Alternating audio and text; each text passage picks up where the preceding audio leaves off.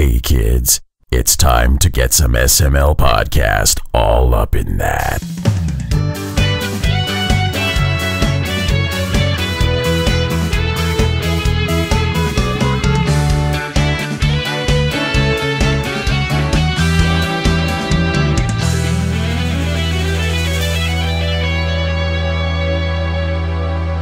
What's up, everyone? This is the SML Podcast. I am your host, Joe.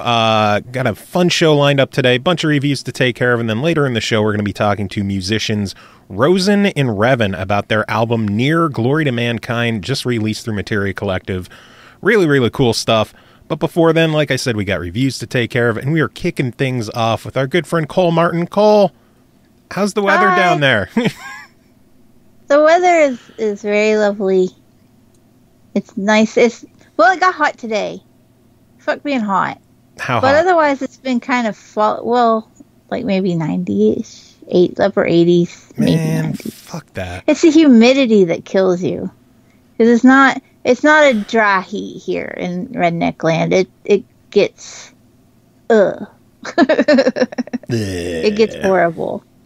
And it had been really nice. Like, I had hot chocolate and I was all prepared for cooler weather, and then this shit happened. So You had hot chocolate? What the it was pumpkin spice flavored hot chocolate. How's that for being basic?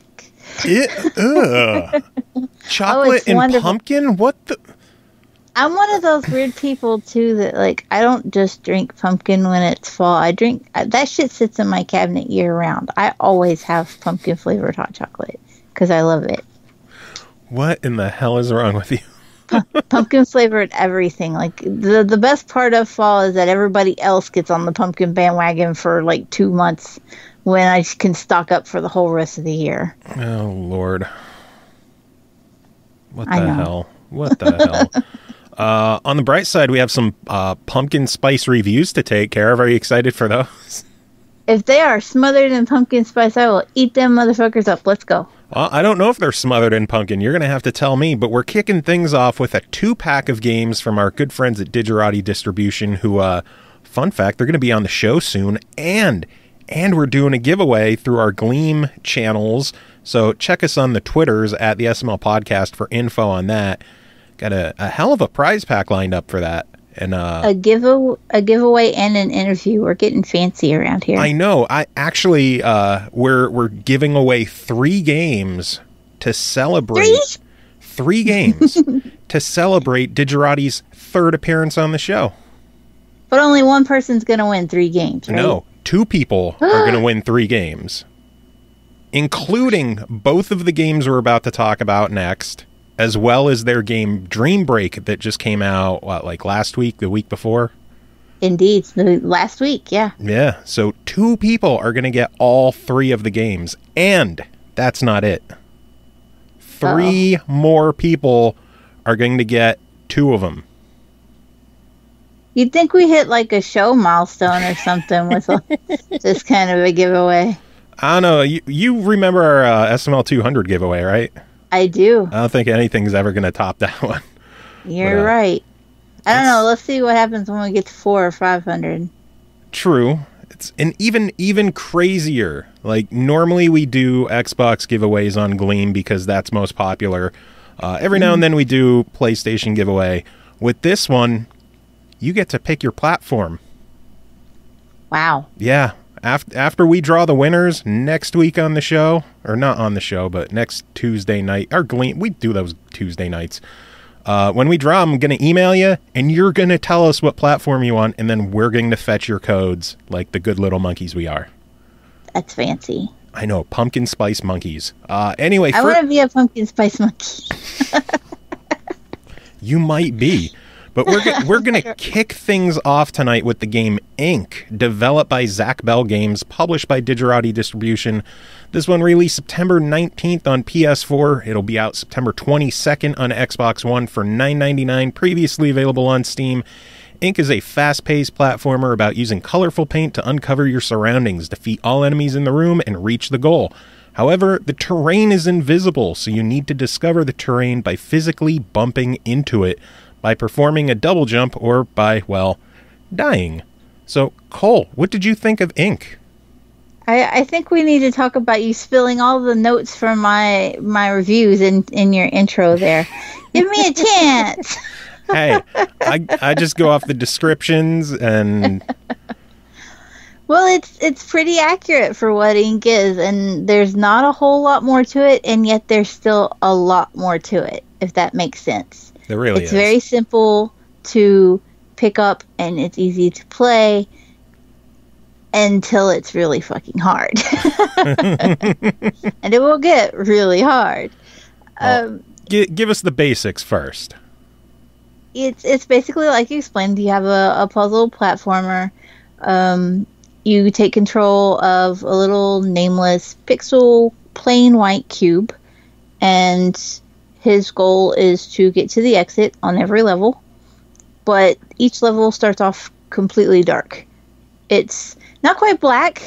It's more of like a dark plum kind of color as opposed to black, which is kind of nice because every game is like, oh, it's a black room. It's dark. Yay. No, this is actually more of a plum. Of a plum purpley kind of dark. And the obstacles that you need to overcome to get to the exit, which is just a simple little white square with a rainbow color inside of it. In order to get there, you have to, bump your way around the level. It's impossible to know. You can't just take a second, look at the level, and be like, okay, I'm going to jump, double jump, wall jump, and be out of here. It's not that easy. You have to explore and fumble around and die a lot in order to really figure out what you're supposed to be doing with each level. Or double jump a lot. Or double jump a lot. That's your option, because you can just double jump and it will spray the rainbow colored ink out, and the ink sticks to whatever surfaces it hits. So then at that point you're able to tell, okay, well this is a wall here, there's a platform there, there's an enemy over here. You can see enemies in the beginning even when everything is all dark because they flash rainbow colors. And they leave a trail. It reminded me a lot of Super Meat Boy, when you would climb walls in Meat Boy, how you leave the little meat trail behind. Yes. Although this time it's actually fairly necessary to do because you can't see the walls. Exactly. When you do die, your trail stays behind. So anywhere that you've been in that level remains lit up so that you can continue. If you want the completion, though, you have to do the game without dying. There are 3 achievements tied to completing this game. Oh yeah, all those will be fun. 75 levels, and the bosses with no deaths. I didn't get that, and I probably never will.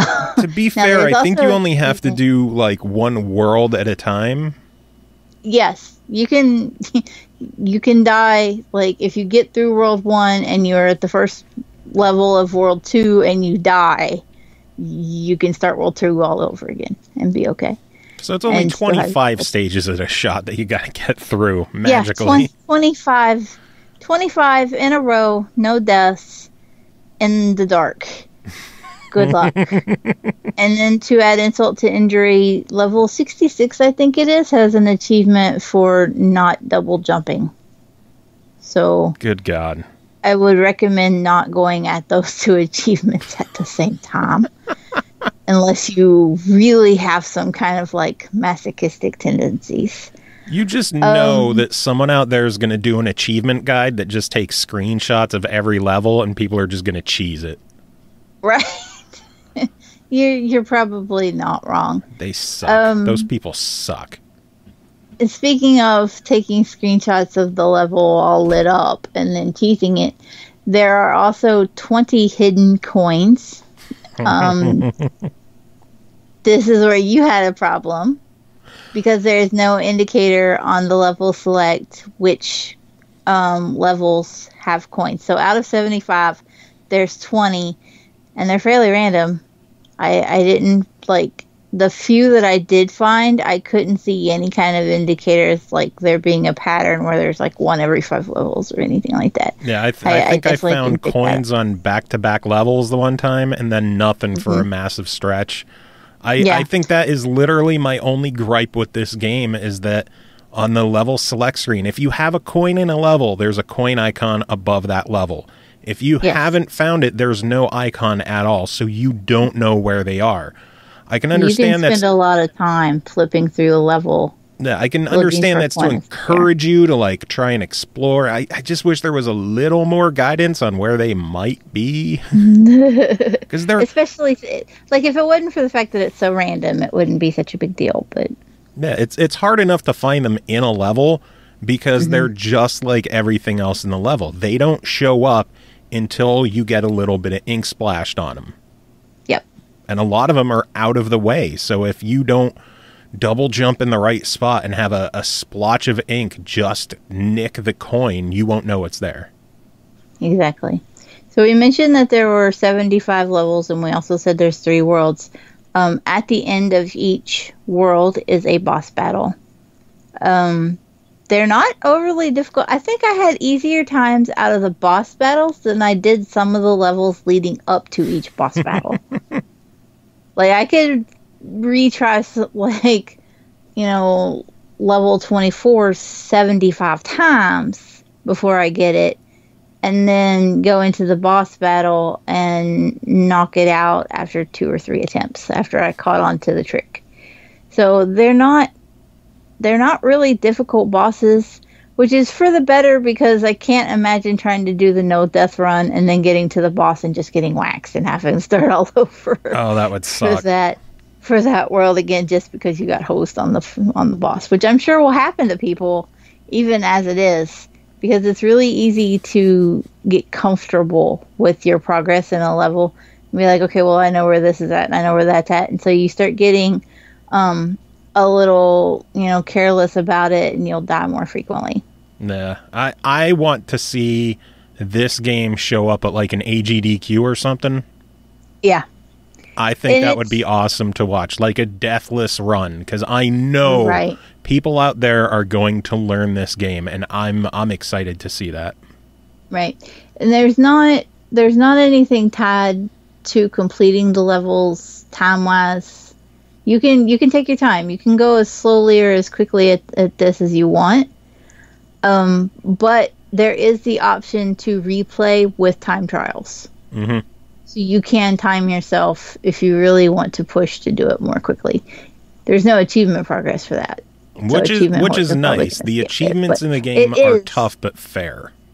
It is. And like I said, I beat it. I beat all 75 levels, all 3 bosses. I have 275 gamers. And you know what? I'm cool with that. How many coins did you find? I think...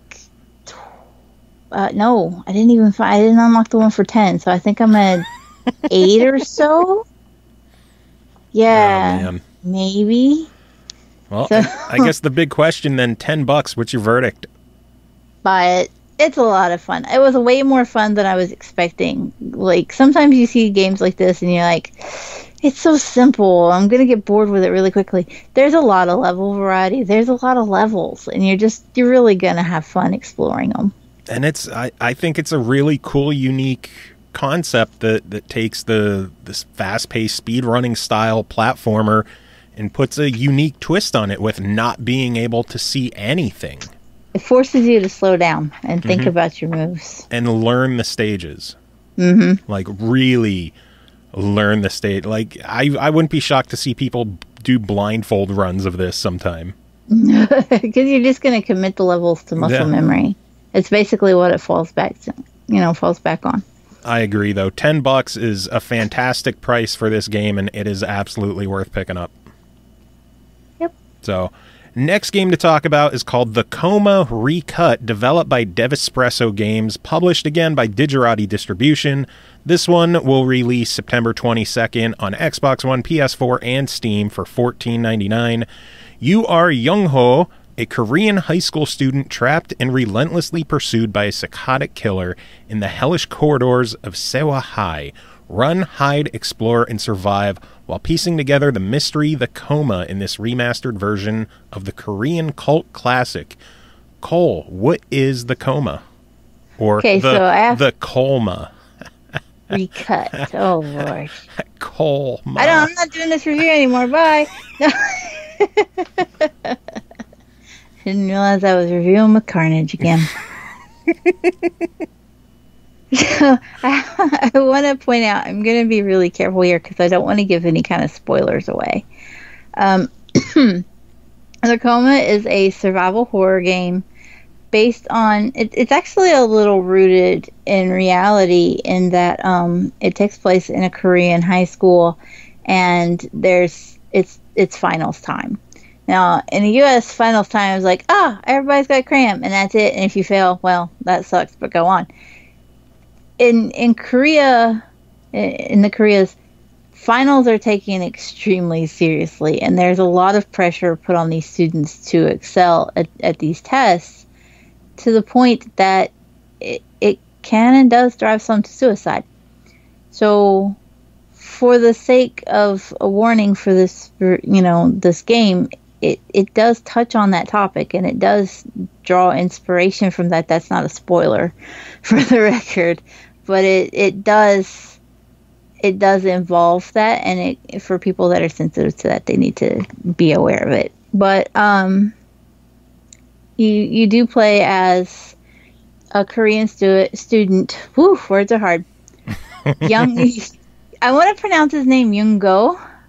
Like, I don't want to put emphasis on the ho at the end, so I'm pretty sure it's more like Young-go instead of Young. Maybe. I go with words on thing, and I see Young-ho. I'm like, yeah, so what's this Young-ho doing in a Korean high school? The little Korean fella. Maybe it's We're gonna go with that. Young-go. He has spent all night studying. He pulled an all-nighter. It's now time for finals, and he stumbles upon an accident when he arrives at school where another student couldn't handle the pressure and has attempted to commit suicide. For some reason, this isn't justification for them to shut school down and postpone finals because Korea. And during class, while taking the finals, Young-go falls asleep. He awakens and finds himself still at school, but things are not normal. It is completely pitch black dark outside. The school is mostly vacated, it seems, in the beginning. There are students' personal effects strewn about, and Young-go can search these effects. He can look through them and find useful items, including a flashlight, which is necessary because all the lights seem to be out in school for most of the floors, which just makes it too spooky. As this is a survival horror, it doesn't take long for Young-go to encounter some nefarious spirit entities. That's a good way to put that. Nefarious spirit entities. I sound fancy saying it like that. And he must be stealthy in order to avoid interactions with these entities who do not have his best interests at heart. And his main goal is to basically just uncover why he's trapped in the school and why things are appearing to him in the way that they are. So, in order to do that, players control Young-go, and they will, you can move them up and down between the floors of the buildings, and you can enter the classrooms. You can search through various, personal effects of the teachers that's left behind, of the students, of the staff, the janitor, even the security guards. You have to manually save, and to do so, you write your name on the chalkboards of the rooms. That's a fun twist. Yeah, throughout throughout the course of exploring and trying to figure out why you are trapped in this school at this time and things are the way they are, like I said, there are spirits around. You usually get an audio clue. I don't want to give away who the spirit is. You'll get an audio clue, though you will be able to hear like a shrieking sound and everything will start to shake. And so you know they're coming. And you get enough of a warning that you can duck into a room, hide in a closet, find a dark corner, even hiding in the spirit? A rescue stall. That's the spirit. Its name's Donovan. It's not the shriek I was expecting. It's a little bit of an asshole. But you can duck into the like the stalls in the bathroom. But even those aren't safe, as there are other spirits, not just the one that will chase you, but there are others lurking around. Some of them can be helpful, others not so much.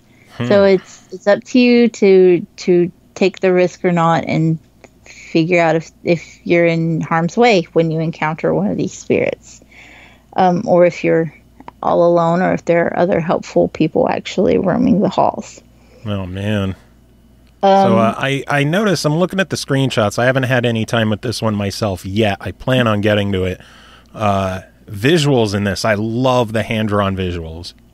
And this is a remaster, and all of these visuals are updated from the original format. I think the original was only on PC. So this is new for consoles, and it has all been remastered. There's new animations for movements for the character. There's new mechanics he can roll now to help get away faster from... It's stuck on a 2D plane, but you can roll to help get away from the spirits, a little more quickly, and to help get into a hiding spot. Although if they see you get into the hiding spot, you didn't do yourself any damn good. You have to literally get away from them and then hide. Otherwise, if you don't break that line of sight, they'll just yank you out of it and gank you anyway. That makes sense. So it sounds like a really solid, creepy game. Yes, it is terrifying. Like, even though you get the warning signs that something is coming for you, you're not always sure you broke the line of sight enough to get away. And so you're just sitting there, like, as it passes by, looking for you, holding your breath, both in the real world and in the game, because that is a mechanic that they added, that you can hold your breath. Oh, man. And just praying for that fucking thing to get off the screen. How many fear tinkles did the game give you? I don't want to talk about it. But I had a boost in laundry production. Oh, shit. So, important question. $15. What's your verdict? Buy it. This was fun. This was way more fun than I was expecting. I thought, I'm going to go into it. It's not going to scare me that much. And it's not really something that I'm going to be like, over. No, when those creepy little things start crawling out of bathroom stalls, you're scared. Nice. And if people want to hear more about the Coma, Recut, or Inc., make sure to stay tuned to our show. Again, we're going to be chatting with the team from Digerati soon on the show. I don't know if it's going to be Friday or next Tuesday, one of those days. It'll be here soon. Interview. So, it'll be fun, and you're going to be there. I will be. It's magic. You're going to join for another interview. I feel special. I think you're joining for more interviews than CJ ever did. When do I start getting paid? As soon as I start getting paid. Shit. Good luck. But Cole, thank you so much for dropping by and talking about these two games. I know we'll have you back on very, very soon. Any final summary for these reviews? Buy the spooky one and then play it to relax after you hate yourself for playing Inc. All right, next up, joining us, as usual, our good friend Chris Taylor. How are you doing? Hey, doing all right. Nice sultry weekend. Like I'm just saying as usual because you're here weekly now. More or less, yeah. I mean, gotta play them games. And you'll be here next week too, God damn it. Yeah. So, well, the cool thing is, I got a new computer, so now I'm more able to stream stuff while like reviewing it. So I've been streaming one of the games a couple times this weekend that I'll be talking about. So. Well, that seems like a good segue to head into the reviews with you. So, Citadale, the Legends Trilogy, developed by Ezekiel Rage, published by Plugin Digital, released September 13th on Steam for $9.99. The first chapter previously released on the Wii U. A Dark Lord plagues the land, and only you can stop him. Play as Sonya Dorliak, maybe? Dorliak? I don't know. Blah, blah, blah, and bring an end to the forces of darkness by wielding the legendary Shadow Blade. Battle the creatures of the night with swords, axes, shurikens, and more, and face off against horrific bosses. Hope you brought some holy water. Chris, what is Citadale? Citadale. It's weird because, I don't know why it's called Citadale, because the word they're going for is citadel. And that's a word they use correctly in the game, but for some reason the game is called Citadale. And like a dale is like isn't that kind of like a small town or something? Yeah, like I don't know. A dale or a glen. Maybe they're going for a stylish title. Because I looked for a guy called Dale and he wasn't in there. Dale North is not in the game. Or Dale Gribble, which would be great in a vampire game. So what is this game? Okay, so this game is a classic 8-bit throwback. Well, it's kind of 8-bit plus, if you will. 9-bit. Yeah, it's 9.5 bits of more or less a Castlevania-style game with a sword. It's got lots of familiar elements to people who played the 8-bit Castlevanias. You know, you attack torches in order to get items, or rather ammunition for the sub weapons that you get in the game, and it's got that same control scheme where you have a weapon and a sub weapon that you can swap out if you find the other one, and yeah, like it's basically cutting a swath or cutting through the hordes of zombies and or whatever's in the stage, and then fighting a mega big boss that usually takes several tries to defeat. Which I got to enjoy as you were streaming this. As you mentioned, you were streaming this game earlier this weekend, and I got to watch you die repeatedly, which was fun. Yes, on the third boss, which the first two bosses were not very hard, so I was kind of like, okay, so maybe this game isn't so bad, but it does ramp up the difficulty around stage 3, which is good. I mean, that's the way Castlevania's handled it too. So, lull you with a false sense of security and then beat the shit out of you. Yes, and I fall for it every time. So some of the bosses, you kind of have to learn them a little bit. Some of them bleed acid, so you have to not only hit them, but avoid the consequence of hitting them. In the case where I think you joined in the stream, I was fighting a big bloody worm from a bridge, so the worm would pop up and you'd have to attack it, and once you attacked it, it would spit out like this little bug at you, which could take a lot of damage out if you weren't able to kill it really quickly, and both the creatures bled acid all over the place, and that stuff hurt like hell. So definitely a game for the type who are into your hardcore side-scrolling type of gothic horror stuff. Like the second chapter game, which I actually played, I played all the way to the end today, whereupon I think I broke it, but I'll get to that in a second. Oh boy. But yeah, in the second chapter, you get a lot more of the kind of Lovecraftian, twisted, distorted faces of things floating around and all this other good stuff. It's the game is suitably creepy, but also I think really entertaining. The sprites look amazing for being pixel sprites, which made me think that perhaps with the color palette and with the nice detailed enemies, that this is maybe less of a throwback to an NES style game, like something like Alwa's Awakening, which clearly looks like an NES game. Mm-hmm. I'm thinking maybe it's more like a Sharp at 68K, the Japanese Sharp computer, or maybe like your MSX computers or, I don't know, Apple something or other. It seemed more like that to me. You just have to be difficult with your comparisons. I just do. Well, I think at one point you told me that I needed to say that, because I had said it in stream, that it looks a little bit like Castlevania Circle of the Moon, only visible. Yeah, I remember that now. Instead of being the darkest game in the world. Oh, and the one boss, what'd you call it? Parrot Spider? Oh yeah, there was a parrot spider in the game for whatever reason. I thought it was like a scorpion at first, but it seemed to be like a spider with a long neck and parrot beak at the end of its body, and it was just bizarre. Fortunately, it went down without too much of a fuss. And there were proper scorpions in the second chapter, so that's good. Nice. So yeah, the second chapter was a little weird because, you get through the first game, you play through as Sonia. She wins the game, spoiler alert. And in the second game, you play one of her sons, and you're going to the same castle where the events of the first chapter happened in order to locate your brother.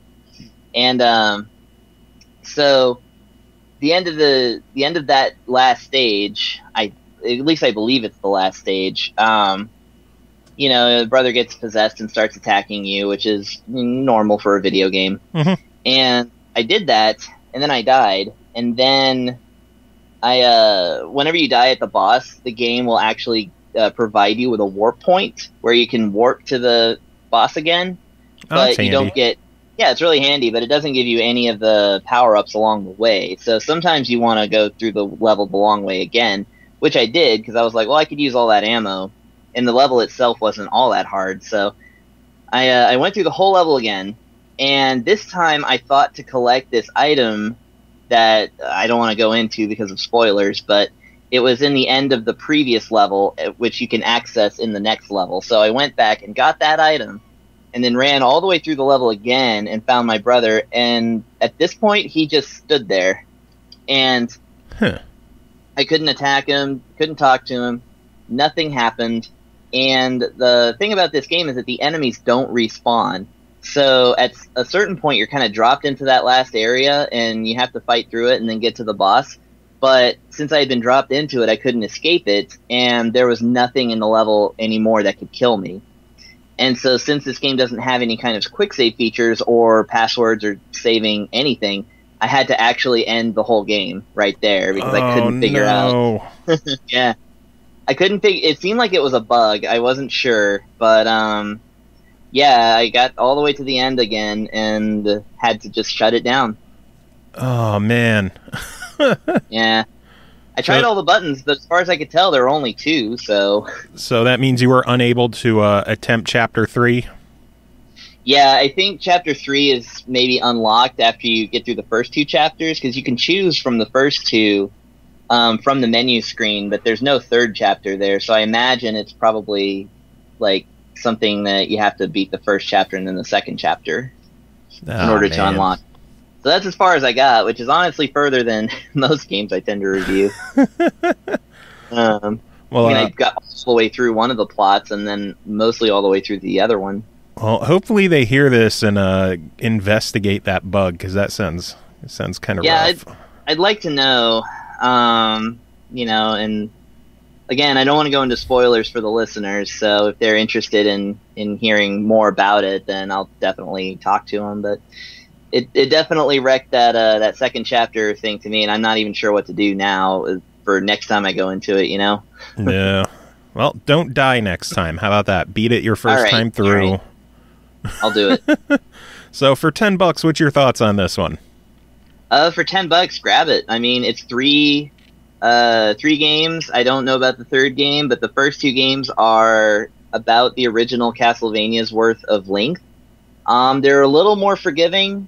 One of the sub-weapons, like you got your classic battle axe and your boomerang, or your shuriken, which is functionally a ninja star or dagger, and your holy water, which you throw in front of you and it flames up and, it does that thing. And then it has an item that actually restores your life, so that's really, really handy if you just want to go in sword style. It's a game that I think The collision detection's a little weird, because if you get too close to an enemy or item, you can't hit it anymore. Like, you can only hit it if your sword graphic touches the enemy graphic. So that takes a little getting used to. I don't think it was so much an oversight, but it does make things a little difficult if you're trying to play a Castlevania style where any amount of whip or hand will, be the hitbox. Yeah. But yeah, you get 3 Castlevania linked games for $10. I mean, that's really a good deal. So I'd say snap it up if you're a fan of that sort of thing. Ugh, mid-yawn, sorry. Sorry I bored you. One of those days. So, but I guess that we should also mention these are like old school Castlevania, not like Symphony of the Night, Metroidvania. No, there's no Metroidvania aspects whatsoever. I thought the final dungeon in the first game was going to be, because it had several paths, but it turns out you have to tackle the paths one at a time and unlock the next part of it. It's very straightforward, very linear. Gotcha. So, yeah, it's not a Metroidvania at all. Gotcha. All right, one more game you're here to talk about is called, I'm probably going to ruin this name, but Crystareino? Crystareino? That's your new nickname. Crystareino. Yeah. Crystareino. Oh no. Developed by Hit Point Company, published by KEMCO, so of course you're covering it. It released September 7th on the Nintendo 3DS for $9.99. After a hero's training session with his teacher, a mysterious light appears in front of them, engulfing the two. Summoned to another world, the two are bewildered by the situation and begin a journey to find a way to get back to their home world. What will the hero protect, and what will he lose? Chris, what did you protect, and what did you lose? So they did that foreboding stuff, like foretelling that you'll lose something very precious, but I have not advanced the plot enough to find out what that is, so I don't know. Maybe it's a pair of glasses or something. Probably. Maybe it's my new Game Boy Watch, which would be bad to lose. Anyways, okay, Crystareino. So this one is another KEMCO RPG, right on schedule. Like I said, they release about one a month. But this one was not developed by Xcreate, so it's a whole different game. Battles, as opposed to something else you might expect from them, battles are done in a sort of almost semi-first-person view, like it's kind of behind the shoulder of the heroes. Imagine, if you will, Lufia, or, what's another one? I actually want to say Vi on the Sega CD, but nobody's played that. I thought it was Vey. It's Vi, I found out while playing the game. So we're learning all kinds of things today. We are.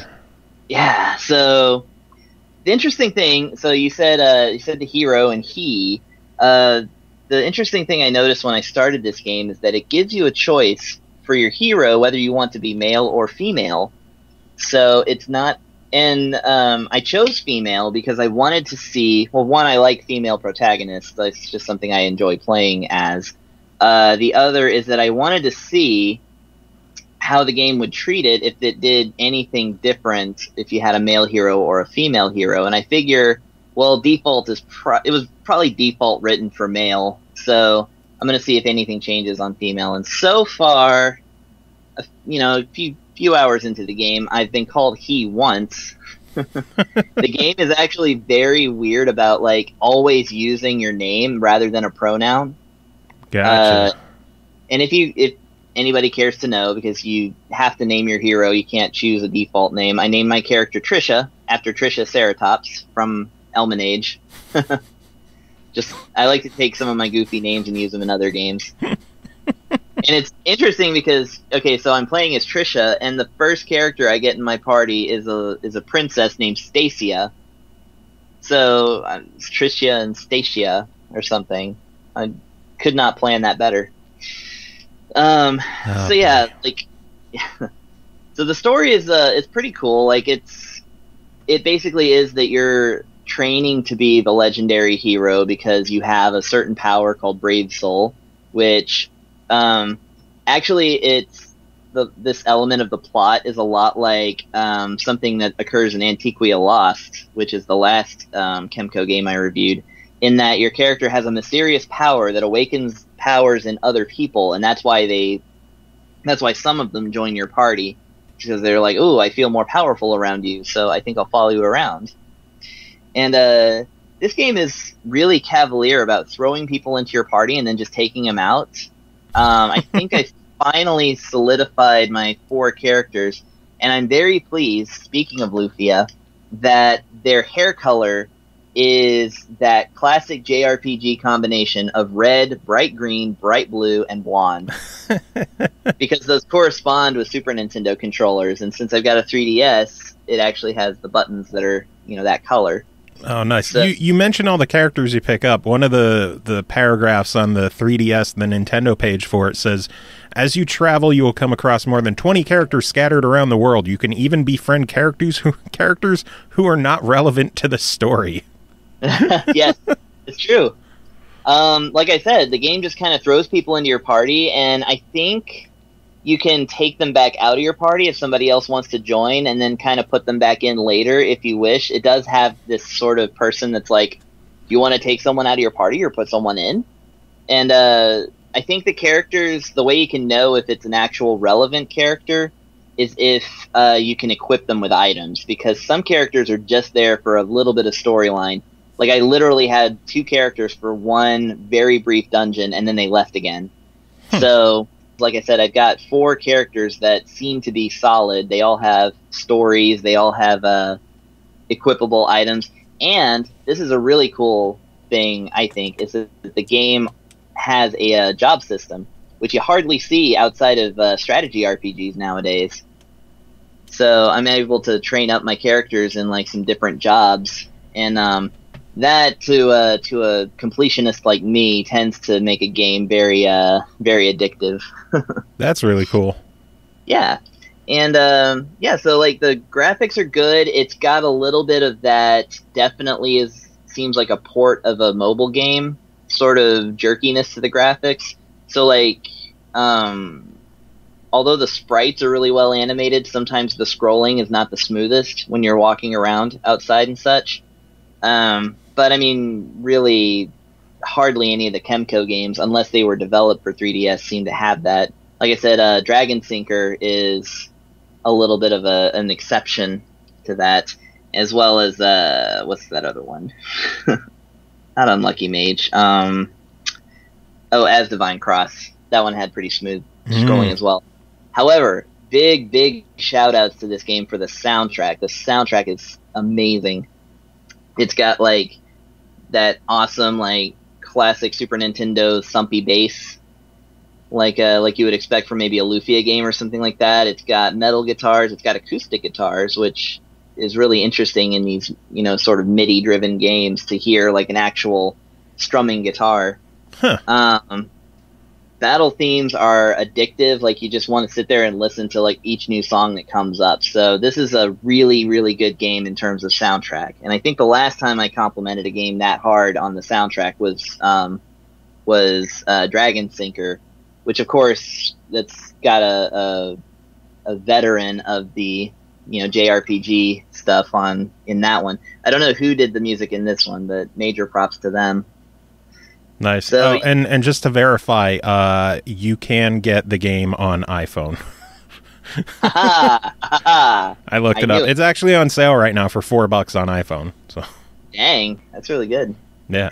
So for $10 on 3DS, what's your thoughts on this one? $10. This one, well, like, I always recommend KEMCO RPGs. I've hardly come across one that I didn't like that much.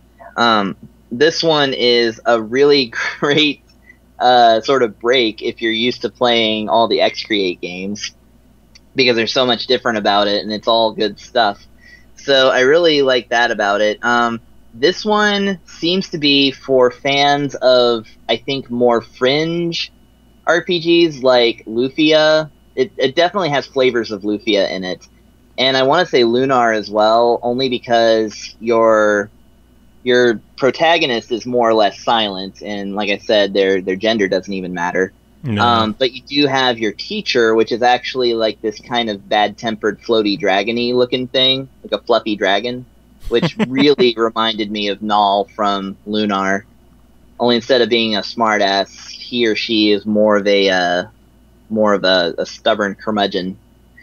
Remember Lunar Dragon song and how fucking terrible it was? I couldn't even get out of the first town. I literally couldn't figure out how to get out of the first town in that game.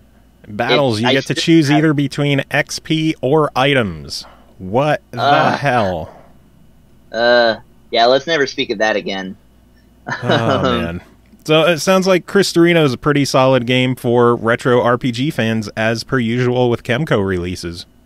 Yes. Like I said, this one's a different flavor. So if you like things like job systems, if you like rotating casts, not just the same 4 people through the whole adventure, definitely give this one a go. It seems like it's going to be worth your time, and also play it with headphones because the music is super good. I wonder if the soundtrack's out there anywhere. I think it is. I can't remember. That's your mission, Chris. Find the soundtrack. Find it for me. Get me some MP3s, and we'll play it. Oh, and actually, that another thing about Citadale is that it tells you in the splash screen before the title that the soundtrack is available to purchase separately. And do that. I didn't mention this before, but it also has an incredible it sounds like a Commodore 64 chip, but the soundtrack is 8-bit and really bassy and really awesome. Nice. So 2 solid games, 2 solid soundtracks. That is it. Awesome. Well, Chris, thank you so much for covering these, and I'm sure we'll talk to you again soon. All right, I'll talk to you later. All right, next game to talk about is called SEUM Speedrunners from Hell, developed by Pine Studio, published by Headup Games, that released September 22nd on Xbox One and PS4 for $14.99, previously available on Steam. Speedrunners from Hell is the world's only competitive heavy metal first-person platformer. Slice every last millisecond as you race and blast your way through deadly arenas. Teleport, jump, fly, bounce, and drop in 100 merciless and fast-paced maps for the ultimate prize, your soul. Covering this one and crawling back to the teat of his master, CJ Greenwood. I hate it when you say my last name. Mr. Greenwood. The hell are you doing back here? Making a mistake. Now, let's both be honest. You gave me the review code right after my last episode. So it was like, all right, cool. My last episode, and I'm going to be back in 3 weeks. The funny thing is, like, you left the show, and then we immediately got a flood of games that you would have wanted to cover. Yeah, I wouldn't have had the time, though. In the last month, I don't even think I have 20 hours in games. Oh, man. So what is Speedrunners from Hell? SEUM or SEUM or whatever the hell it is. I would like to know what that stands for. I'm still not sure. Playing through the game, in no way did I ever come across what that actually stood for. So sensual elven underwear models. That would be very awesome, but I really don't think so. I think it might just be SEUM. That's just the word they made up. But anyway, the game's actually really, really funny and cool. Like, it starts off with you as basically a hillbilly, just chilling in his trailer, watching some football, drinking some beer, when there's a record slipped under your door, and this record brings in the devil, Satan, and he steals your beer and cuts off your arm. And so, angrily, because he's taking your beer, you throw a record at him and it cuts his arm off, and then you use a chain from like a motorcycle to fucking chain his arm onto yours so it becomes your arm. I don't understand the logic there. And then you go through the portal and all of a sudden you're in this world of speedrunning and a bunch of just different maps that are kind of randomly like, why is this here? But whatever, it's hell, so I understand. It's kind of it's all kind of shit, but it's really good. Like, the environments and the design is very good. The level layouts are pretty interesting and can create some pretty cool moments because you can kind of chain together the whole map. Like, there's some maps where you can use this anti-grav thing with RT, and it'll allow you to basically fly or hover, and so you can just get through an entire map in like just a few seconds. Oh wow! Yeah. The funny thing I find about this game is actually that while it is a speedrunning game and you're working on a timer, however, you actually have a limited amount of time to complete the levels, as well as the fact that you're ranked on a leaderboard. So it's not like if you go too slowly, and the times are actually quite strict. If you go too slowly, you fail the level and you got to restart it. Like, you got to be quick in this game. Well, and it is speedrunners, not slow runners. Yes, I understand that, but you'd think with the leaderboard thing that if you just went slow, you would just look really bad to everybody. But no, they don't actually put that on the thing. It's like, no, you just failed, man. Restart. You got to get at least like 15 seconds on this map or you just don't get to continue. Get good, scrub. However, that being said, this game is one of those games that I feel like you can get good at. At first, I was playing around with the controls and I realized that you jumped with A and you had to move the camera with the right stick. And I was like, all right, this is going to be a really bad game already. And then I realized, oh, hey, you can use 2 different buttons for jumping. There's the LB button also jumps. So you don't have to be completely stuck with that.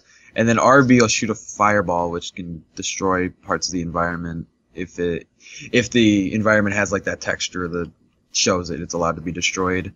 Or you can light like a pyre to activate something. I will say that I think the thing that makes this game the hardest is the way the camera shake works, and the way that if you're moving from side to side, your camera kind of adjusts, which means that you can lose sight of the fact that you're actually on the edge, just because of the way the camera adjusts. And I don't like that because it's caused me to die multiple times. I understand why they do it. It makes it feel like there's more momentum going on, but it also can cause you to fail just because you're not realizing that you're on the edge when you are, because they tilt it. I don't really know a better way to describe that. It's just kind of it's like, why is that a feature? I will say that for boss there's these things called boss levels at the end of every floor, which don't really seem much like boss levels. They're kind of just like harder than the other levels, but they call it a boss level. You think like, oh, I'm actually gonna fight something, maybe destroy something. It's just like, nah, it's just slightly harder than the others. It's slightly longer, but I do like the creativity in the game. I like the way it looks. It is visually pretty appealing. Yeah, it's got a cool style to it. Yeah, hell, pretty standard but pretty good looking. All Satan-y and Bernie. There's a lot of blood and lava and sometimes acid. So I'm sure people are familiar with the fact that Xbox recently had just the game Speedrunners as a games with gold title. What's the difference between Speedrunners and Speedrunners from Hell? Everything. They're literally nothing alike. Those are like I did actually see some posts online as like, what is this, the sequel to Speedrunners?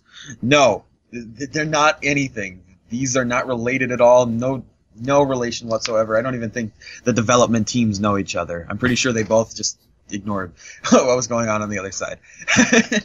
But SEUM is a first-person platformer, whereas Speedrunners is a typical style platformer, but it's meant to be a party game. This game, from what I can tell, at least on Xbox One, is completely single player. So there's no multiplayer whatsoever aside from like the leaderboards, so you can like try to do really well. Speaking of which, there was one map that I actually got 3rd place in the world, because right now it's not released yet. Yeah, we're a couple of days away. So there's only like I think so far there might be like 50 people that have played the game. So it's like it's not bad. I mean I'm sure at that point like only like I think 20 some people had actually made it to that point. Because there was a huge drop off after the first world, just because people are lazy and just want your free codes. Yeah, but, pretty much. I'm gonna stream this for like 20 minutes, and then that means that I totally streamed the game, and I've really helped you get sales and shit, bro. Nah, but this was actually at first I wasn't digging it because of the A button, and then I learned about the L button or LB button, and I was like, this game's a lot more manageable. The camera thing is a little bit tricky, and it still frustrates me from time to time. I'm sure that the fucking speedrun mode, okay, so there's a speedrun achievement for beating every level without dying in speedrun mode, and speedrun mode just basically means that, what does speedrun mode mean? 1 second. I think it's like, if you fail, like, you just fail. Like, you gotta restart the speedrun every time. Either that or it like chains all the levels together. Like I didn't really mess with it too much because I was just like, I suck at this. Let's just go back to story mode where I can have as many tries as I want because I die a lot. Helpful. But once I get it, I get it. I'm sorry, Joe. So I guess the big question as usual, for $15, what's your thoughts on this one? I think it is worth a. I think that if you like these kind of first-person platformers, this is gonna be the prime choice to go to. But if you don't really know what you're thinking, like if you're not sure you're into these, or if you played one that wasn't as good and like you're kind of leaning on it, I'd still say give this one a try because this one's definitely one of I would think probably the best one on Xbox as far as first-person platformers go. Sounds good. And yeah, if you're a fan, just buy it. It's $15, but you have until release. It's actually 15% off on Xbox for pre-orders. So get it for like $12.74, something weird like that. Yeah, it's a tiny little incentive to try to get you to get the game on release. Indeed. Well, there you go. CJ, thanks for crawling back and covering this one. Don't expect it anytime soon. It just happened. Like again, I meant again, Joe. Stop being a prick. This is why I left. All right, next up, we're going to talk about a couple of Steam games with our good friend Tom Miller. Tom, how are you doing? Hey, everything's going just fine over here. Going good? Yeah. Everything good in the hood? Oh, yeah. Yeah, not much to say. It's no smoke inhalation this week? No, and actually, like, there was smoke, like, yesterday, and then it, like, rained immediately, so things are improving a little bit. So it was wet smoke. Yeah, that... I don't know if that's actually a thing there, but, you know, whatever. It works. Anyway, you're here to talk about 3 different Steam games with us, and we're going to kick things off with the wonderfully named Fjong, developed and published by VaragtP. I hope I say that name right. This is like the 3rd game of theirs we're covering, and I still don't know how the fuck to say it. This one released September 11th on Steam for $1.99. Help Fjong and his friends to reach the sky by eating candy. Fjong is a relaxing, colorful, and non-violent game that suits every kind of player and skill level. Tom, what in the hell is Fjong? So Fjong is a really delightful little game, actually. I mean, like the presentation is it's got like this really bright cartoony feel to it. It has like some really relaxing music, and everything in it is just so pleasant. I really like it. I guess so. It has like a sort of a physics-based movement where you draw back. You have like you try to make an arc. You try to make your character move in the correct arc so that you're able to get over platforms and eventually get the candy that for some reason makes you float up into the air. I'm not going to question the logic of it. There's cocaine in the candy, clearly. It's your goal in this game is to get to the cocaine, and yeah, but they actually do some pretty cool things with it. It's such a simple concept, but you actually have 3 different characters. They each have different weights and different sizes, so there are some puzzles, though I do feel like it's such a short game. Like you mentioned, it's $2, so there's only like 20 stages in the game, something like that. Yeah, and you can't. I actually wasn't able to. Apparently, there's an extra game, so maybe there's like a second loop. But even in that short period of time, there is like. I don't know. They do cool stuff with it. It feels like it has a nice progression. It's just a really simple, relaxing game. And Fjong also apparently means boner in Swedish, so that's pretty cool. I had to bring that up at some point because I thought that was kind of hilarious. That this adorable game is named after a dick. So there you go. Pretty amazing name. Yeah. I put a little bit of time into the game myself. I enjoy the fact that once you beat the 20 stages, you could replay them and try getting the purple star, which is beating it in X number of turns. So I thought that was a fun little twist. And then I enjoyed the progression of, every couple of stages, they'll add a new character. So instead of just the one guy getting the candy, you got to get the 2 of them and then the 3 of them. Yeah. It was really enjoyable. I was kind of put off by the presentation. Like it very much looks like a mobile game, but with white borders on the sides. That I was not a fan of either. And I actually looked it up, I looked it up on iOS at least, and there wasn't. There's not a release on that. I don't know if there's anything on Android or anything, or on like Google App Store. It might not be a mobile game. I know it's a browser game. So, I'm still just not a fan of like the white bars on the side. If anything, let me window the game and get rid of those bars instead of having it full screened with the white borders. I don't know. Yeah, I agree. It does just kind of look a little cheap. But $2. What's your thoughts on this one? I say Fjong it. Why not?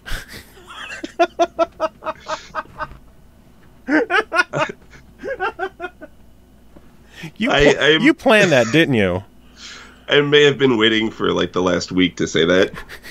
2 Fjongs up. So no, I do think it's such a simple game, and if it were much more, I'd say probably not. But as it is, like, it's just a really simple way to have a half an hour of simple fun, and I enjoy it. Quick and easy, just like you. That was great. Oh man, yeah, I gotta agree with you. It's cheap enough that fuck it, or Fjong it. Why not? It was enjoyable. So next game to talk about, let's keep it with the cheap stuff. This one is called Fur Up, developed and published by Snowflurry Entertainment. This one released August 31st on Steam, again for just $1.99. Fur Up is a simple and sweet arcade score chasing game. Constantly beat your previous score if you're playing alone, or survive the longest if you're playing against others. Tom, what is Fur Up? So, I mean, it kind of it summed it up really well right there. It is a really simple game. The only mechanic in it is jumping, and you're basically just trying to get as high as possible. And I mean, not all that much else to say, but I've always really had a soft spot in my heart for just like really simple arcade style games, and this is. The mechanics of it are so simple that you can just kind of, you find yourself losing time playing this game at an unexpected rate. I'm sorry, I'm stumbling over my words here. You're thinking of Fjongs still. I am. I agree. Fur Up, I think, is pretty interesting. Again, it feels like a mobile style game. Very much feels like Doodle Jump. If I'm sure people are more familiar with that game than with Fur Up. So it has the same play style to it, where you're just bouncing from platform to platform, trying to go up as high as you can. But I enjoyed the fact that they threw in some twists to it as well, where you're not just trying to hit platforms. Some platforms have enemies, so you got to try avoiding them. Yeah, and you end up getting some power-ups as they go. And the enemies behave differently, too. You can actually send them plummeting into the abyss and get more points that way. And achievements. There are some... Yes, there's kind of an absurd number of achievements for how short this game is. It has like I don't know exactly how many, but it feels very rewarding for that because you're constantly getting the little like bing, you did something. It has 28 achievements in it for a $2 game. So Achievement Hunter should enjoy this one. Yes, indeed. I have also kicked your ass. Oh, totally. Score-wise. I got like 37th in the world or something, and you got 8th. I don't know how many people are playing this game. Yeah, you got roughly 10 times the score I did. On the other hand, I only played it. I have a fairly limited number of plays in the game, so I am coming for you. I'm probably not going to catch up. And then something I was hoping that we could try before the review, but we just didn't have a chance yet, is the game has online play. Yeah, and it looks kind of interesting, actually. It's like so you can have up to a 4-player multiplayer game, and everybody's just kind of on the same playing field. So I imagine you can like do stuff to sabotage each other, and it might actually be pretty fun. It's something I really want to check out. Yeah, online for a $2 game, I think is pretty cool. But $2, what's your thoughts on this one? Yeah, I want to come back to it and play it some more. So that's good. I'd say it's worth it. Like the only thing that would keep it from being recommended by me is like just how simplistic it is, but like it's such a good like just time waster game. And for the first game that this studio ever made, like I don't know, I think it's really cool, and I think it's worth checking out. Yeah, cheap enough that they're easy to recommend. You know, I'm sure people have $2 just chilling in their Steam wallet from selling some trading cards. So yeah, you know, why not, right? They're cheap. Know what? They're cheap. They're good time killers. So Fjong and Furup, I think, are definitely worth grabbing for $2 a pop if you got the $2 just laying around. But let's talk about something a little bit more meaty with Insidia, developed and published by Bad Seed. This one released September 7th on Steam Early Access as a free-to-play game. Insidia is a tactical game of turn-based duels. Carefully move your team of powerful champions and weave their attacks together to claim victory in the field of battle. Conquer your foe and claim the spoils of the post-apocalyptic world. What is Insidia? So Insidia is it plays almost like a board game. It's a 2v2 or it's a 1 versus 1 PvP game, and it's all online. And I gotta say, like, the first thing that stuck out to me when I was looking at Insidia, it's really pretty. Like, all the environments are just actually, there's really only the one environment right now, but it's really polished, and it just looks great. It's very appealing, and the character designs are also great. It really reminds me of like Blizzard style gaming, where characters are sort of like the proportions are a little weird, but like everything is super detailed, and there's a furry, and a robot. But you have like the character design is obviously really well thought out, and it also has a lot of lore behind it that I'm sure more, because it is still in early access, and it actually just got released. It just came out of the open beta last week. So I'm sure they're going to be adding more to all parts of this, but it has a really solid foundation if you're into that kind of thing. It is kind of in the background. The game itself plays like it has almost like a tactical, almost like a tactical RPG combat thing going on. If there's a game for the PlayStation 1 that came out in like 1999 or something called Vandal Hearts 2. Vandal Hearts. Yeah. And it actually sort of reminds me of that. And if you haven't played it, it was kind of an obscure game, but like it has sort of like a Final Fantasy Tactics or Shining Force style of game where you have a party of characters that it's almost like a chessboard type thing, except the player and the enemy turns take place simultaneously. So you have to really think forward with your strategy, and it adds another layer to the gameplay where you have to really kind of like be one step ahead of, in that case, the AI. But in this one, since it is a PvP thing, it kind of makes it even more so. The strategy, even though it is in early access and there are only a pretty limited number of characters to it, it has a surprising amount of depth in what you can do. And so I really like that. The only thing I really have against the game, and this is like sort of maybe it's an early access thing, and it will get improved later, which is like always kind of the case with early access. You never know how it's going to take shape. It really, for a game that has such different strategy from a lot of other games of its type, it just kind of throws you into it. There's a tutorial, but I feel like it doesn't really do a good job of, getting you acclimated to the way the game plays. It's just very kind of hand-holdy and short. Yeah. But I don't know, like if there were tutorials for different characters or something, I think it would probably help things out a lot. Now, it's a free-to-play game. What all do they give you as free-to-play? I'm going to assume that they have, like, rotating champions, stuff like that. Yeah, so you have, rotating champions. So right now there are only 6 of them that are available for to play with. You get different skins. You can get it's called the Founders Pack. You can get different skins. I was going to mention that because I know a lot of games that have Founder Packs or like multiple champions, like something like Paladins or Smite. If you do the free-to-play, you get access to only a handful of them. But if you buy a Founders Pack, you get all of them. So maybe that there's so few champions right now, you just have all of them right now? Yeah, I think so. And I mean, like, there are so many spaces in the roster. I feel like they're going to be expanding it for a really long time.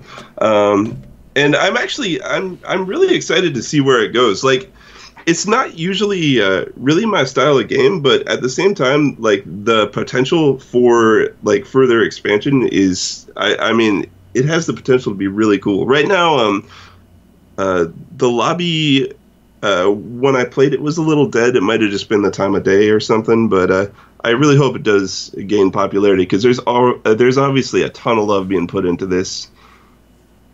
Gotcha. So 2 questions then, because it's a free-to-play game. First off, is it worth checking out the game? Oh, definitely, yeah. Especially if you're into, like, board game style games. I think it's a lot of fun. Cool. And then second question is, there's a Founders Pack available, which the pack includes all present and future champions, a permanent 100% XP boost, 4 different skins, 10,000 of the in-game currency crystals, an exclusive Founders title, and a Founders avatar. That's $18. Is that worth looking into now? Because it's only going to be available until it exits early access. I personally probably would not. I think really only if you're going to get really hardcore into the game, it would be. But, you know, if you are, I mean, especially the EXP boost, like, that could be huge potentially. And, you know, I think probably casual players may want to skip it. But, yeah, if you're planning on doing this, playing a ton of this game, I think, I don't know, I think it's worth checking out.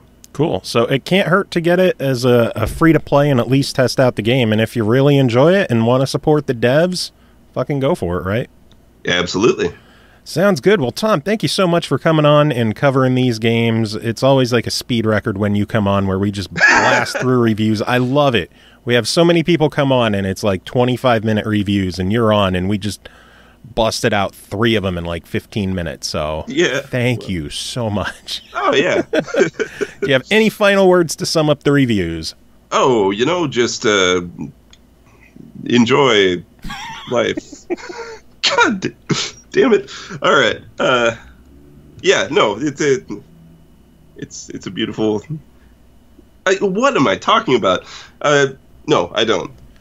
All right, and final batch of games to talk about tonight. We are bringing in our good friend Pernell Vaughn. Pernell, we can't have a weekend show without you. How the hell are you? I'm doing pretty good this weekend, actually. Not a bad time. Need more sleep in my life, but at least I have good reasons to stay awake, so no True. bad time. How about you? We all need more sleep. Friggin' So let's get this over and done with, and we'll get on with our lives. We're going to kick things off with a game called Tooth and Tail, developed and published by Pocket Watch Games that released September 12th on PS4 and Steam for $19.99. Lead the revolution with an army of flame-throwing boars, mustard gas-lobbing skunks, and paratrooper-puking owls. Tooth and Tail is a real-time strategy game featuring single-player online competitive play, split-screen, replays, and more. Build a base, lead your army, eat your enemies. Pernell, what did you think of Tooth and Tail? This game was surprisingly different than what I expected it to be. Like, I was interested in doing the review when you sent me the trailer, first of all, and it was like, you know, real-time RTS distilled. Like, but... with that kind of dialogue, I was like, what could really be so different about this game that they can make that claim? Because as you know, most of the time, RTS games are overly complicated, actually, and kind of annoying in some cases because of the overcomplication. But I think it's safe to say that they were true to their word. This game almost feels arcadey in its RTS way, which is a good thing, I thought. So the first thought that came to mind, which was interesting, is that in most RTS games, you scroll a cursor around the screen, you click on spaces and tell things to get done in certain areas. But in this game, your cursor's a living person. You're actually moving a man around with a flag who is pretty much the general of the army that you're controlling. And he is the cursor. So you have to actually move him into danger and then tell him from within enemy lines to sick him. In which case, whatever units you have built up at that time will just rush in and act like a fool. So when this game, the way this game works is you have to essentially acquire, well, their missions are different per level, but the general mission style is that you need to destroy all the actual enemy production lines. In this game, they're called grist mills. In this world, it's kind of funny because the livestock, i.e. the food, is actually sentient and is aware of the fact that it exists only to be eaten by everyone else. It's kind of sad almost. There's some weird allegory taking place in this thing. But yeah, so basically the grist mills are worked by pigs, and that is where both your food, i.e. your your currency in the game comes from, and also what is counted as your game's base or bases. So you're running around the game, you're destroying grist mills, destroying your enemy's source of income and food, and then once you take them all out, you win the actual game. Now, there are a number of different unit types in this game, but they're all kind of cool in their own way, because they're not just like, hey, here's a soldier. In this game, they are, squirrels with pistols or like boars with a fucking flamethrower. Yes, they have like a sniper fox, all kinds of crazy weird units, and they're all just like based on like different types of woodland creatures. There's like poisonous venom barfing snakes, which first time they showed up on the screen, I kind of did a jump because I was like, wait a minute, I thought everything was like a woodland, like furry creature, like snakes, barf. Like, what the hell is this crap? But yeah, there's a bunch of different animals. They all have different purposes in the game. Like you have hawk type enemy, you have like hawk type units that work as the airborne submachine gun wielders. You have like burrowing moles, which are good for like demolitions work. Right, moles destroy, burrow. But there's a lot of cool punniness to it, and I was enjoying the game. Like unless I was missing something, I typically ran with the basic concept of build burrows to actually get different unit types out, build defensive walls to keep enemy types out of your base, and guns to shoot those sons of bitches when they try getting to your stuff. That is true, though. I'm almost cheap. I was getting so obsessed with just like, everybody get in there and beat things up. But basically just like calling units out, running in and saying, sick them. And then like eventually getting to the point where I was getting a little more cocky. I was like, okay, I'm going to send this group of units over here, and while they're rallied up, I'm going to go grab the other type of unit, send them over here so they can start blasting at the enemy gun encampments. And it's like just cool stuff like that. It's a very simple game. You get unit types and you just put them to the best use as possible. Though it gets kind of frantic, too, when you have another guy's quote-unquote cursor running around on the screen. And you're like, oh, crap, that means he sees me. He's in. Kill the cursor. Kill the cursor. It's just a genuine good time. Like, I enjoy the atmosphere. I enjoy the way that the game is played. It's very different from what you're used to. And it's not a complex game either. So, and it's got a fair amount of content as well as far as the game goes. Because in addition to the levels themselves, and the fact that it has multiplayer, which I unfortunately did not get to try, there are also heroic achievements or heroic goals, which I'm not sure if they unlock anything in the game proper, but I know there are at least trophies attributed to each one. So there will be like a normal trophy for beating the stage, and there's another trophy for getting the actual heroic achievement for the stage.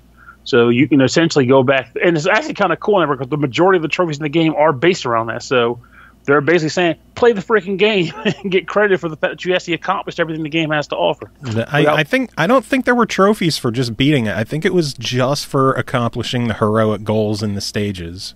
Now, some of the silver ones were just completing stages, so they're probably further in. They might have been like certain stages then. I don't think I played it as much as you, but I really, really enjoyed the fact that the levels start out slow and kind of lull you into a false sense of security. And then when shit gets started, it gets hectic.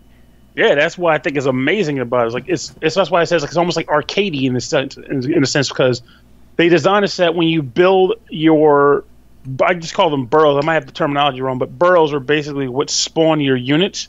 There is no actual management of those. You don't have to keep going back and saying, build more units. The game is just set to build units from burrows based on a predetermined amount of time. So, like, for example, the Distillery Brothers, every 10 seconds, I guess, end-game units, a Distillery Brother unit gets spawned, and then it will immediately rush to you. And same for, like, any other unit. They all have different ones, with the heavy hitters usually taking about 40 in-game seconds, and they have a maximum of 1 that can be on the field. So that essentially means that when that sniper gets taken out, you won't be employing that thing's services for quite a bit of time. So, unless you build more of their bunkers. That is true. The more of their bunkers you have, it gives you a set number of that troop that you can have. But that's right, per bunker. I thought it was a really, really cool game. I dabbled a bit with the online. I didn't get as many games as I thought I would, just because I don't know if there's a huge install base yet, or maybe I was just playing at a shitty time. But everything seemed to work really well, and voice acting was hilarious in the game. I thought it was just a really solid overall title. For $20, what's your thought on it? If you can handle the fact that it's, again, very different and weird, and you can handle fake woodland voices a la Rare, I think it's worth buying. It was an enjoyable game for me. Nice. I personally would give it a recommend to try it, just because I don't know if the genre would be for everyone. I do want to express my disappointment that this is only on PS4 and Steam, when the developer's previous game, Monaco, was on Xbox 360. Whoa, rewind. They did Monaco? Yeah. Oh, they deserve some love, then, at least for that. Monaco was but insane. I'm super bummed that the new one is only on PS4 and Steam. I wish it was, bring it to Xbox, bring it to Switch. It confuses me when all these new games come out only on PS4 and Steam, because they are the 2 most flooded markets. That is a very good point, actually, because on one hand, I think what it is like they're flooded, but it's the equivalent of, like, when people would say back in the day, what's the best profession to get into? You need to become a lawyer. Go to law school and get your law degree. And no one foresaw necessarily that by telling everybody that going to law school and getting a law degree was going to make them money, they were also in turn glutting the market, because eventually went to a point where everybody's got their stuff ready to go to law school.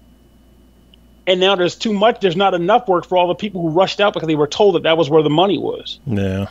I mean, if people are hard on, angry with Xbox for their previous way that they handled developers and whatnot, at least look into the Switch, because everything is starting to blow up on the Switch. There's a lack of many games on the Switch. I think games could start taking off on that platform. And we actually have a couple of Switch games to talk about. So moving on, the next game to talk about is called Semi-Spheres. Sneaky segue. I know. Developed and published by Vivid Helix. It released September 14th on the Nintendo Switch for $9.99. Semi-Spheres is a meditative parallel puzzle game that places dual realities at the heart of its challenge. Its unique single-player split-screen mechanic challenges your brain by putting you in control of 2 characters at the same time.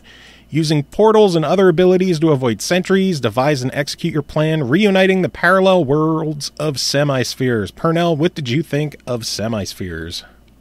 Before I even talk about the game proper, one thing I want to mention is that, in reference to what you mentioned about the Switch earlier, is that I have come to realize that I am enjoying the fact that, because even though they still have some few issues to work with, their online store is kind of wonky, it's very bare bones, blah, blah, blah, and the usual stuff.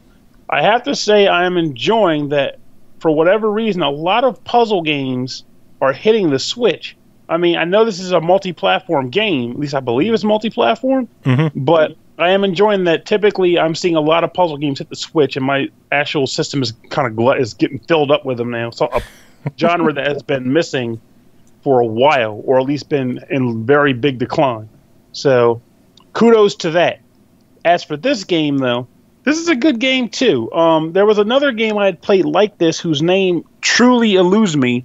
I had played it a little ways back where it was the same idea, like you control literally the same colors, too. I wonder if there's some kind of like weird understanding of those 2 colors being good for the eye in these kinds of games. But blue and orange color spheres with the same controller doing different things. But whereas on that game, they both inhabited the same environment, and you had to basically manipulate them on the same screen together. This game, both orbs, the blue and the orange, have their own universes of almost similar. They have similar topography, but the units on the topography are a little bit different. Like there might be a sentry in one screen, but a sentry somewhere else on the other screen. So what ends up happening is there is a portal on each environment that you have to get both colored spheres to, each on their respective sides of the screen. And you do that by manipulating them either by way of just moving them around or specific power-ups that you come across in the game. And they function in some pretty clever ways, too. Like, it starts out pretty simple in the sense where, like, their sentries are just circles that have cones of light shining down. If your sphere is spotted by the cone, it gets knocked back to the spawning point. And in an interesting turn of events, there is no penalty for dying. In fact, some of the levels bank on you dying to solve them. So don't necessarily think you have to stay alive, and there's no trophies or anything devoted to if you got through unscathed. That's not how this game is designed. So as far as it goes, you can use different tools such as an alarm or, I guess, a siren. In which case, when you siren, you stun. When you ignite it, God, I'm tired. When you turn the bad boy on, it will. If a sentry is within range of actually hearing it, it will run at you to try to come after you. So you can kind of lure them away, so that the orb of the other color can get through the open spot. But then you might be asking yourself, how does that function if they're on different screens? How can they actually trigger a sentry on another player on the other side of the world? And the way you do that is with another surprisingly cool power-up, which allows you to tear a small hole in between the two dimensions so that you can fly in and fire off an alarm, which will then alert the sentry on the other side to come chase you, which he actually can't reach because you're not actually in his dimension. So you're basically just kind of putzing around and sneaking around on him, which is kind of cool. So you can do things like that, and then eventually you get to the point where it even gets more complicated by doing things like allowing you to make them go to different sides. So you can pull the orange guy to the blue side to the orange guy. Wow, this game is getting me tongue-tied. I don't know what the hell it is about it. The last review I was fine. This one I'm like, Anyway, you can change between different sides of the screen, which makes things a little bit more complicated because whether you know it or not, you get ingrained with the idea that blue is on left and orange is on right. So when the orange is on the left and the blue is on the right, or heaven forbid they're both on the same side, you kind of start breaking down mentally. You have to sometimes stop yourself to trace how to move one versus the other and what steps you need to take in order to further manipulate the puzzle at hand. Each environment consists of 5 different maps, and upon completing the 5 maps, a Roman numeral will appear, and upon when you fly over it with the spheres, a small comic book will show up. And I believe the comic book is conveying a short story. I was paying attention to it, but I wasn't quite keeping up once I got to like level 6 or 7. I was like, it's some robots getting repaired and something, I don't know. But the puzzles themselves are very engaging and enjoyable. I like games that make me actually think a little differently. Even though, like I said, I have played games that involve you controlling 2 different spheres, literally 2 different spheres at the same time. That does not, in my opinion, diminish the value of this game because in and of itself, it does things a little differently than the other game did, which makes them both valid titles to own. If you are a fan of puzzle games and you are a fan of the idea of thinking a little outside the box in the way you manipulate your characters on screen, this would be what I'd consider a legitimate purchase too. I think I'm on a trend tonight. I think I'm just recommending games. But hey, if they're good games, why not recommend them, right? That is true. And I don't even want to tempt fate by saying, you know what, give me a trashy game so I can say don't buy it. That way people won't think I'm shill. So for $10, what's your verdict? Nah, don't buy this game. It ain't worth it. Ain't worth it. Nah, I kid. It is good. It's a lot of fun. Like I said, as long as you're okay with the idea that you're going to be doing things a little differently in this game, and you might not necessarily pick it up immediately. It might take a couple, like maybe a few minutes to just kind of sit down and say, okay, left is left and right is right. Power-ups do things, you know. As long as once you get past that small hurdle, it's a lot of fun to play, and you'll feel good when you solve puzzles. Yeah, I remember dabbling with this one on PlayStation 4 a while back, and your brain definitely needs to get used to doing two things at once. Mm-hmm. But, and at least they kind of do you a solid, because as far as I've gotten in the game, I have yet to really come across a point where it was like move them both at the exact same time, because if you don't, like, forget it. Mm-hmm. But we're going to give your tongue a rest, and I'm going to handle one, because the next game to talk about is called Robonauts, developed and published by Cubic Games. It released September 14th on Nintendo Switch. I believe it's coming this week to PS4 as well for $14.99.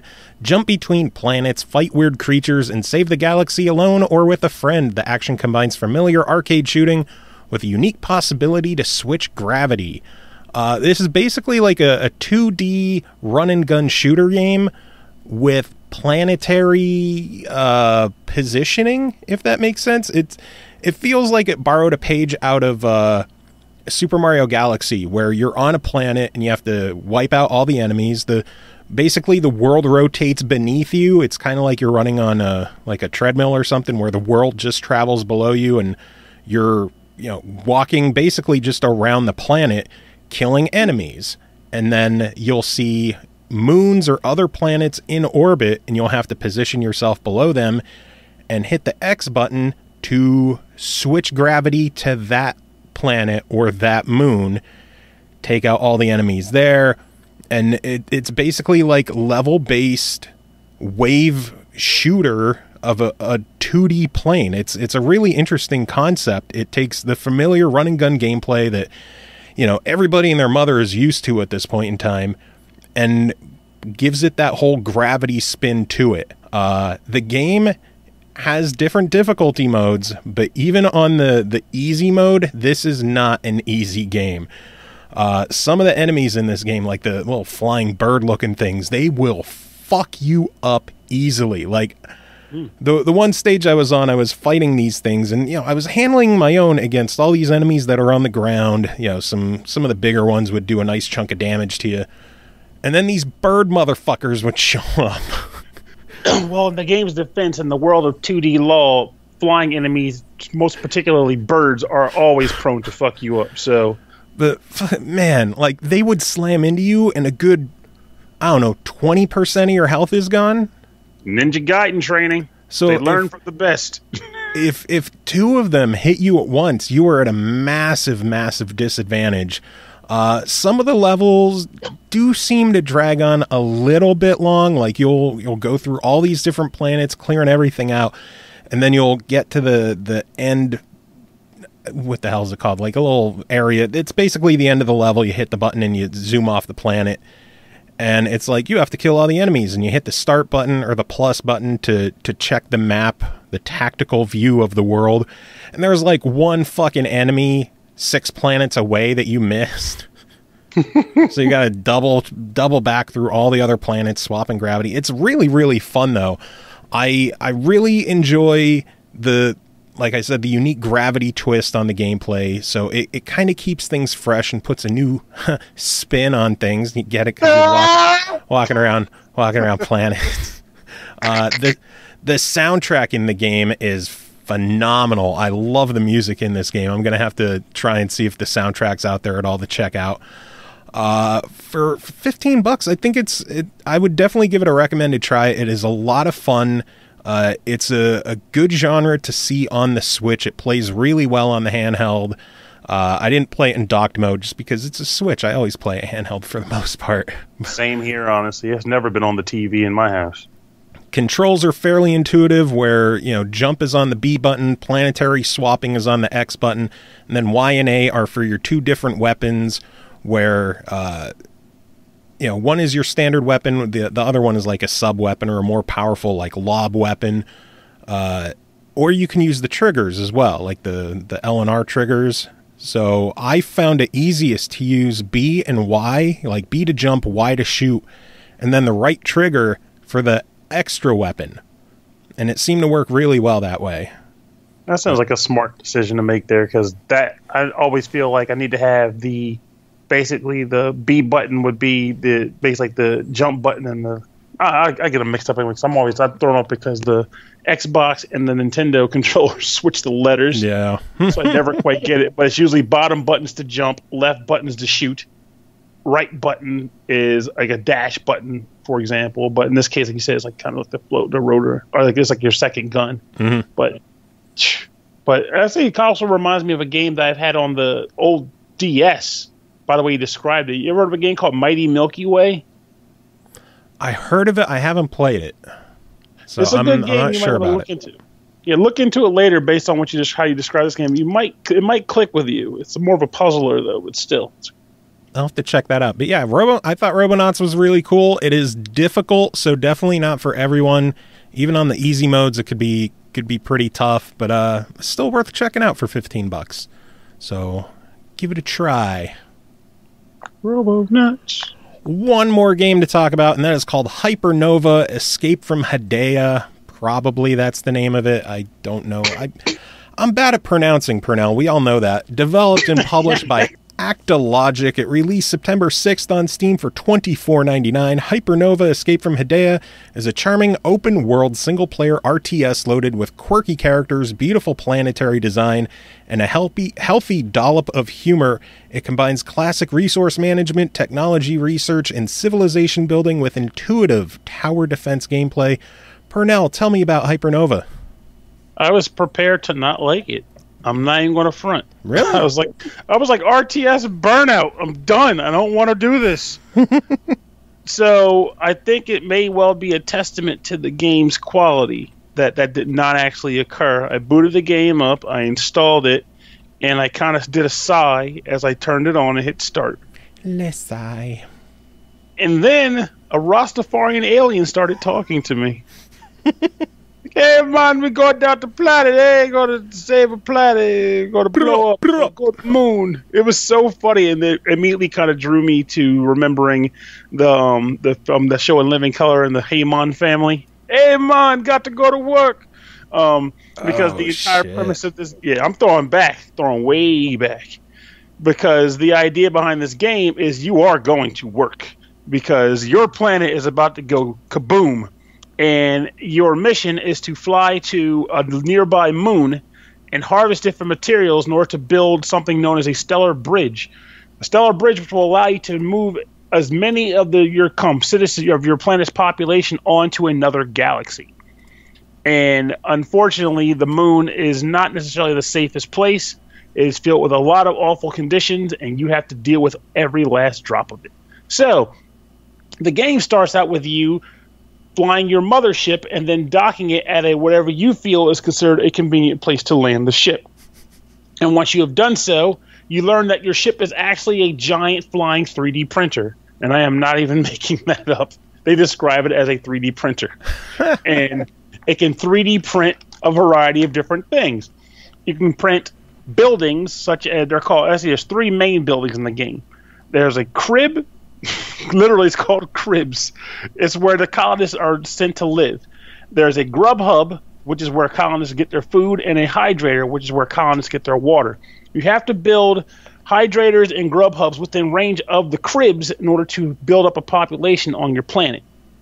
In addition to that, you also have to build a variety of other important structures, such as a relay device, which will allow you to carry electrical current from the mothership to a radius around the different relay points. You have to build purifiers, because unlike most planetary games, this game actually puts you on a planet where the fog of war is actually toxic air.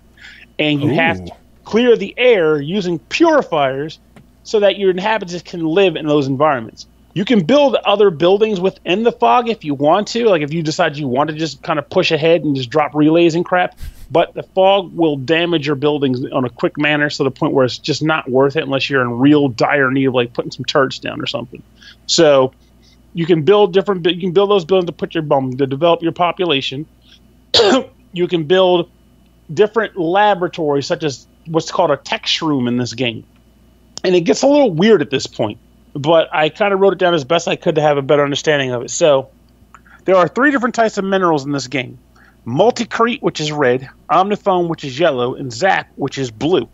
And they all do different types of things on your base. Like Zap is mainly used for allowing your different built units to fly and move to different locations, because you can literally tell a building to just get up and fly somewhere else. It's kind of awesome. Unless it takes 30% more of damage, in which case the building is stationary until you repair it. What can damage your buildings? I'll get to that shortly. So you have Zap units for that.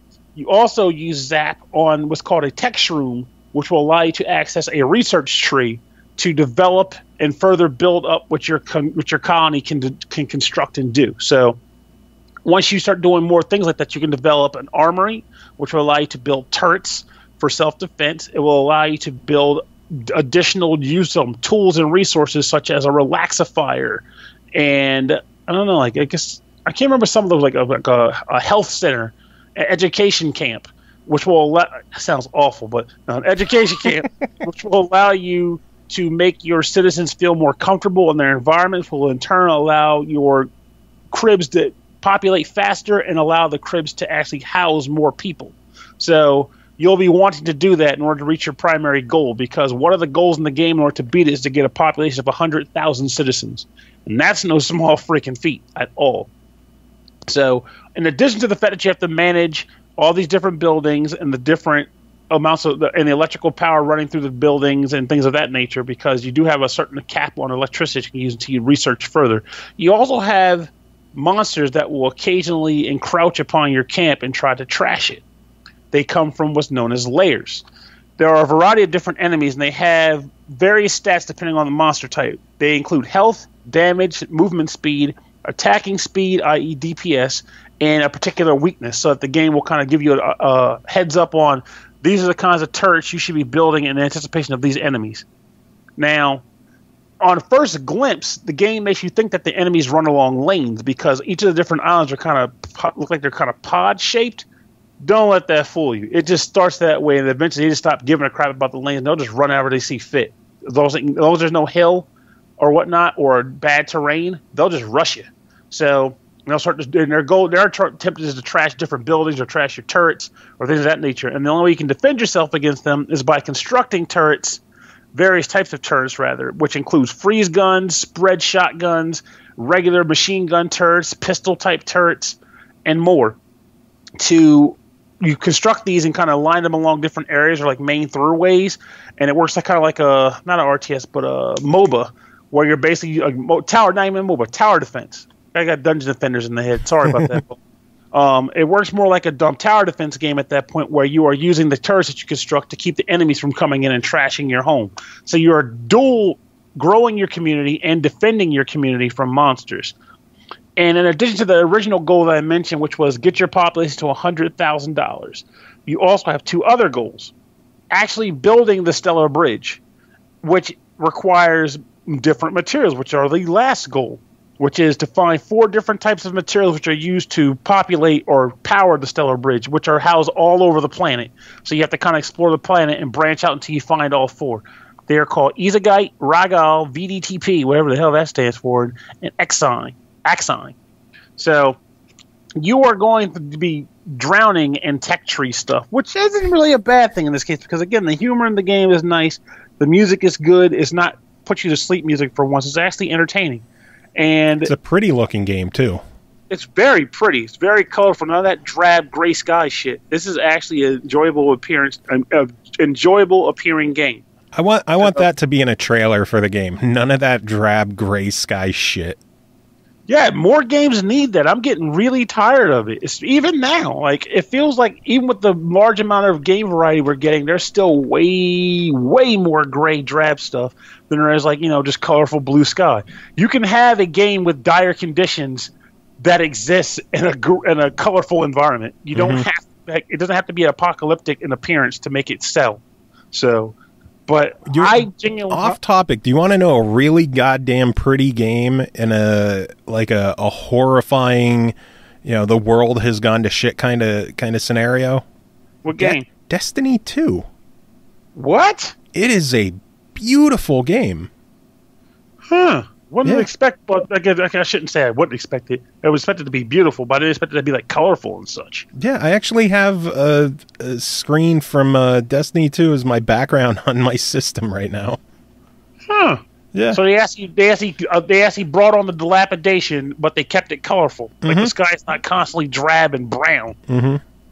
Huh. Anyway, that was way too off topic. I lost my way. $24.99 for $24.99. Hypernova: Escape from Hedea. What are your thoughts on this game for $25? If you like SimCity-esque sorts of like colony construction, and you like the idea of dealing with again tower defense and a combination of the two, you really can't go wrong with this game. It's very colorful. It's good humor. It's entertaining to play. I'm not sure if the map will constantly change each time you play because I just kept my one game going for a bit. But if it changes, and that means even still, every time you come back, you have a new environment to get acclimated with. So, hey, that's just all the more replay value. And I also don't see people just necessarily reaching these goals on their first play. Yeah. So you're going to be playing a bit to get used to it all. Sounds good. Well, Pernell, thank you so much for joining and covering these games. I know we'll have you back on again soon. Everybody else, stick around. We're going to take a quick little musical break, and we will be back. I will be chatting with musicians Rozen and Reven, talking about their NieR tribute album.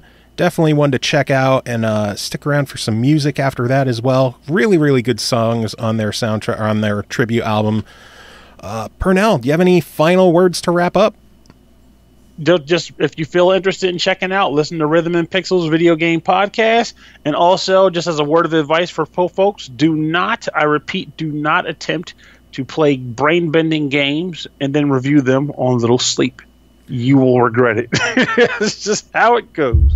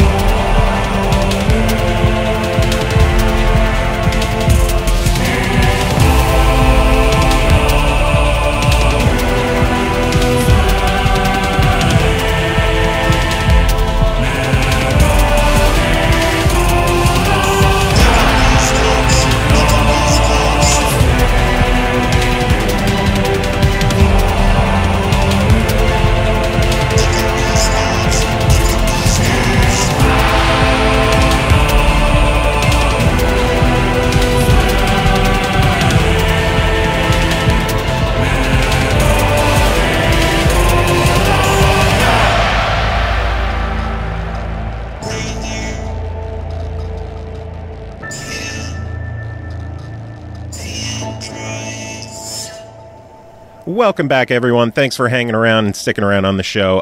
Joined by two fantastic guests at this time. Behind NieR, Glory to Mandkind, Rozen and Reven. How are you two doing today? Great. Pretty good. Thanks, Joe. Thank you for having us. It's a pleasure to have you on. I've been listening to the album for a good part of the past week, and I keep listening on repeat. It's really good stuff. Oh, I'm glad you like it. Thank you so much. So for the people who don't know who you are, give us some introductions. Who are you? Which one is Rozen? Which one is Reven? Did you rock, paper, scissors for the names? What's going on? So I'm Rozen. I've been remixing video game music since 2013. And then you go. I'm Reven, and I kind of decided on my name actually based on his somewhat because I wanted to be working with him a lot. So I wanted to find one that would fit well, but then also work on its own. So that's kind of where the Reven part came from. But actually, Rozen was around was on the scene first. So gotcha. So in the chicken and the egg scenario, Rozen came first. Yes. Technically, yes. I like to think that. So NieR Glory to Mankind album just released through Materia Collective. What is this album? This album is our own interpretation of our experience from the game. So basically, we didn't know anything about NieR. I feel bad about this, but you know, the first game didn't do very well. Everyone knows that. So the second one came around the time when Breath of the Wild came out, and I was playing that, and everyone was playing that, I'm assuming. And all my friends kept telling me like, "No, you have to play NieR Automata. It's like the best game ever, and blah blah. You'll enjoy it." And this one did very well in sales, so we were like, "Okay, why not?" Well, I came to find the game through the music because I kept seeing people online on social media talking about this soundtrack, and you know, as always with good soundtracks, I kind of add them to my list, and I'll get to them eventually. But then people kept sharing this one so much that finally I gave it a listen, and I was really, really blown away by just the style of the game's music, and especially how much vocal stuff there was, and I loved all of the made-up languages in the game. I am a huge fan of made-up video game languages, so I really enjoyed that. And then from there, we decided we wanted to play the game because it just sounded so much fun. Yeah. Now, what's the story with the made-up languages? I'm personally not familiar with NieR Automata. I had a bad experience with obtaining the game in that I played the first game on Xbox 360, so I was already bummed that the new one never came to Xbox One.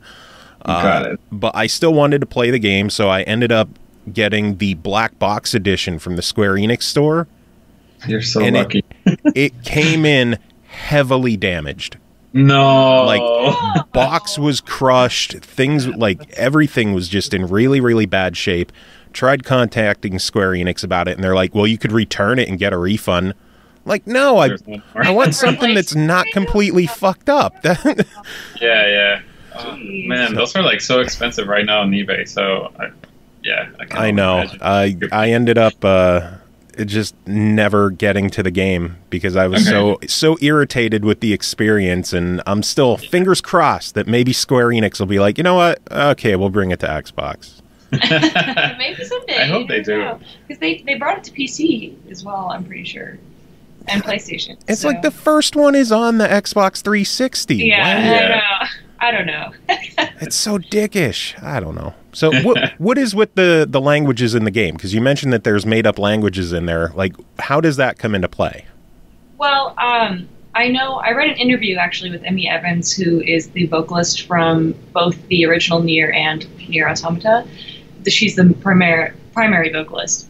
And so for the first game, when she was hired, they had wanted her to create these languages that sound like existing languages, but how they would evolve after thousands of years. So she took, from what I could tell, she took syllables from these different languages, Japanese, English, French, I think Gaelic as well, maybe a couple other ones, and she would piece them together in different ways and kind of created her own languages. And so when you hear them in the game, sometimes they sound like kind of familiar, because you're hearing these syllables that are like, well, that kind of sounds like English, but it's not. So, yeah, I thought that was really cool because the game is very, it takes place way in the future. So, you kind of hear these languages throughout that are like, what is this? And the way it's related to the game is that Yoko Taro, the creator of the game, he actually wrote all the lyrics, in Japanese, based of the script he wrote for the game, and gave them to Emmy Evans, who then just turned them into something that no one could understand. So only Emmy and Yoko Taro know what the lyrics actually mean. Wow, that's got to be crazy. It's like, hey, did you listen to the song? How insightful are the lyrics? Well, I don't know what the hell it says. Right. I mean, you can kind of tell moods and emotion somewhat based on context, and of course the game has a main theme that's in English and also in Japanese, so that song obviously has a lot more clear of a meaning. Weight of the World is the one I'm speaking of. But yeah, the other ones are kind of just up to interpretation. So I'm guessing all the other songs besides Weight of the World are just kind of a made-up language? Yes. Correct. Gotcha. Because I kept hearing songs. I'm like, well, this sounds kind of like Japanese, maybe? Right, No? exactly. What the hell language is this? What was it like singing in a language that you basically doesn't really exist in modern world? It's funny because we've been doing this for like 7 years now. We used to sing in like a video game choir in college. That's how we met. And we would always do, like Skyrim songs, or all these games that don't really have a true language. Yeah, I love it. I think it's super fun to experiment singing in, also in real languages, but in these made up ones, it's pretty fun because you get to put your own spin on it, and it's not like you're reinterpreting actual words. If I took an English song and sang it in a way that didn't make sense with the context, people would be like, what are you doing? But I get a little more freedom with these languages. Even though I do want to be true to the spirit of the game, it's not going to be judged kind of so narrowly, if that makes sense. Yeah.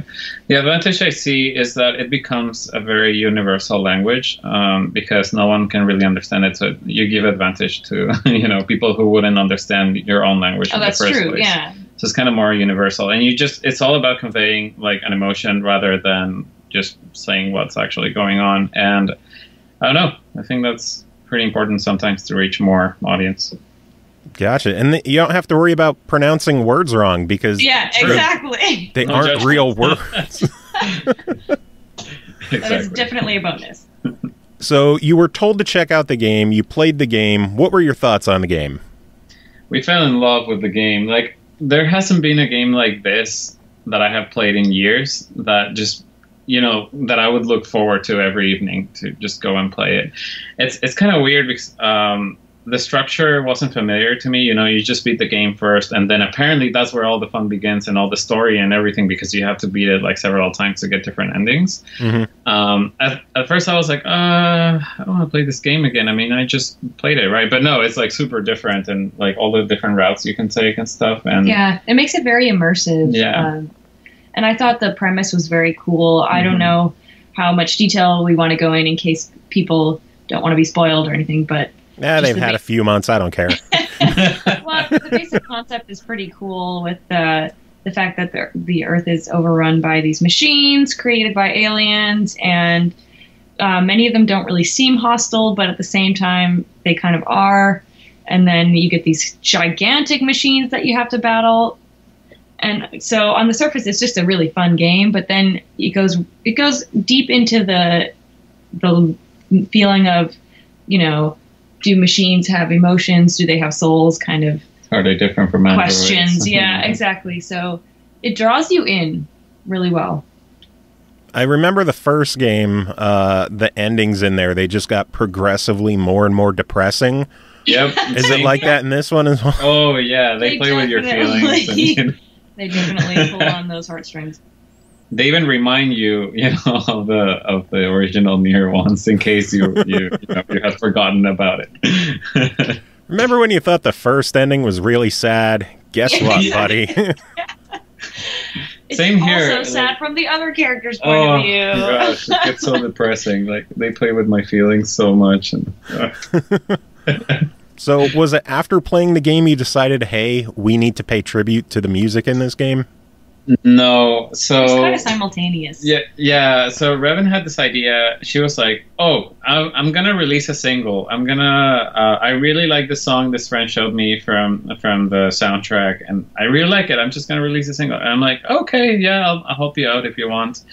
And then at the same time, we started playing the game, and then one of the first areas, amusement park, like got my attention. I was like, oh my gosh, I love this area. It's like my favorite part of the game. And I love the music. And I was like, what is this soundtrack? And then after that, every day I started listening to a soundtrack, playing more of the game. And I was like, okay, I'm going to do a single too. We should just like release them together or something. And, next thing you know, we kept adding to the list until we had an hour. We couldn't of narrow music. it down. It was really hard. Like we could have released 2 more CDs of music from this game. Yeah. It was all very good. Well, I know Hard to narrow down. I know the last Materia Collective interview I did was for Spira, which had 100 songs. Oh, So- Yeah, that was a we're on it too. You've got plenty more songs you could release until you catch up to that one. Yeah, seriously, that's a massive album. And what made you decide to team with Materia Collective to release a full album? Okay, so ever since, are you familiar with Theophany? He like remixes Majora's Mask. Anyway, he has this big album called Time's End. And last year he released part 2. We helped him. He's like a good friend of ours. We helped him with some recordings, and we talked to Materia Collective about like publishing or distributing this album. And ever since we created that relationship, and I released a Skyrim album with them. That was like my first like signed deal with Materia, and this past year I presented a couple of ideas to Sebastian, the founder of Materia, and yeah, that's how we're rolling with him. Yeah, we love working with Sebastian. Yeah. He's great. Because it allows us to focus more on making the music, and then we have his help with, okay, so how can we license this? Can we sell it? And then he'll help us distribute it to all the stores, and et cetera, et cetera. He's actually been incredibly supportive of this album, and we can't thank him enough. I honestly didn't realize anyone else besides us would be this excited for a project that we were doing. So, And then even on Bandcamp, you have a physical release as well. yeah, that was Yeah, really, really a dream It's come nuts. true. Yeah, we also saw the lack of the NieR music in streaming services like Spotify and whatnot, and we thought it would be a nice opportunity to get in there because I, for one, use Spotify all the time, and I'm so mad that this album, the original soundtrack, is on iTunes and all this, but it's not on Spotify. So I'm like, time to fix that. And also, we just wanted to make a nice looking product for fans out there because, as you might know, as a NieR fan, we're very deprived from official merchandise or anything NieR related, right? So that's also why we wanted to do a physical release. Yeah, the physical package looks really, really nice. Who did the artwork on it? Thanks, that. Well, all the package design from the outside is my brother is a graphic designer. He's Very excellent talented at designer. packaging and branding stuff. So he did all the logo and design and stuff, and the illustrations from inside and the ones we use for promo. It's a friend of mine. Her name is LS Kuroyami. She did this. I don't know if you've seen them, but the robot one, and the one is like the grandma one, and the other one is what's her name, Simone from the game. She did them all by hand, which was pretty impressive. Yeah, and she's also a huge fan of the NieR series. She was one of the friends that would tell us, like, why haven't you played these games? Why haven't you covered this music? Yep. So Every day for the past 10 years. she was also a great support and drew these 3 incredible illustrations for us. So that's also part of the reason we wanted to package them somehow, because more people need to see them. Very true. When the album was released, were you like, here, it's out, you could shut the hell up now? No, we were very happy, and she was too. We actually got to see her at Crunchyroll Expo last month, so that was super fun. We were celebrating and supporting each other's art, so that was great. But now that you mention it, though, now she's like, well, you need to play the original NieR. And I'm like, okay. So Yeah, we probably should. Yeah. I really enjoyed the original one, so... From what I've heard, I think that the I would. story is excellent I think I from would. from what I've heard. Again, very depressing. Yeah. Yeah, apparently it's more depressing, but well, I cannot imagine that. It's like so much. Those games like to take your joy and crush it. Yeah, Yes. seriously. But you could go fishing, too, so... Yeah, I know, that's a happy true. part, That right? is also true in the second game, so you'll be happy to hear the return of fishing. Yes, now I have to get the game again. Yeah, just because of that. So you mentioned you were at the Crunchyroll Expo. Were you performing at all, or is this an album that you're looking to perform at all? I would love to perform these songs live, because they're so vocally central, and our versions at least are kind of structured more like pop songs rather than background music. So I think they would make for a great performance. So yeah, I mean, we're gonna start applying to all these conventions. we didn't perform at Crunchyroll Expo, but we had some CDs to hand out and more. And actually, I had a cosplay. I dressed up as 2B, so that was pretty fun. Same outfit as the music video? Yes. Yep. What made you want to do a music video? Because I thought that was really cool. Well, we really love amusement park, and it kind of has that like pop structure, like we were saying. So it made sense that it would be the single of the album, and we would use it as a promo for the album. So I was like, yeah, why not? Let's just cosplay and shoot this. Yeah, we hadn't really done something quite like that before, so it was, I don't know, I thought it was a lot of fun. And I feel like that format is much needed in like video game music nowadays, because you either go to YouTube and look for a cover of a video game theme that you like, and it's like this guy or girl like playing a piano and like a guitar and stuff, but there's no character to them. I feel like we need more of a face, performing video Although music. I love the like live, that too, but it's not music performing videos. Yeah. Sometimes you need a little more pageantry. Yeah. Right, I think it was appropriate for this song, definitely. It was a really well done video too. Oh, thanks. Glad you liked it. So I'm an idiot when it comes to music and instruments. What is that instrument in amusement park? Oh, the small little keyboard? You mean what I played in the video? Or? Yeah. Okay, so that's called a seaboard. It's fairly new, so I'm not surprised that you haven't even seen it before. How can I explain it? It's a 5-dimensional keyboard. So what that means is that it has, touch and sensitivity. After touch, which is like, after you play a key, you can keep pressing more, for more vibrato and stuff like that. You can slide. So it has like depth and like, it has a lot of stuff. But it's fun because you can just like slide down the notes as if it was just like a fretless guitar kind of. And you can just create very interesting instruments. I was just playing a music box for that particular song.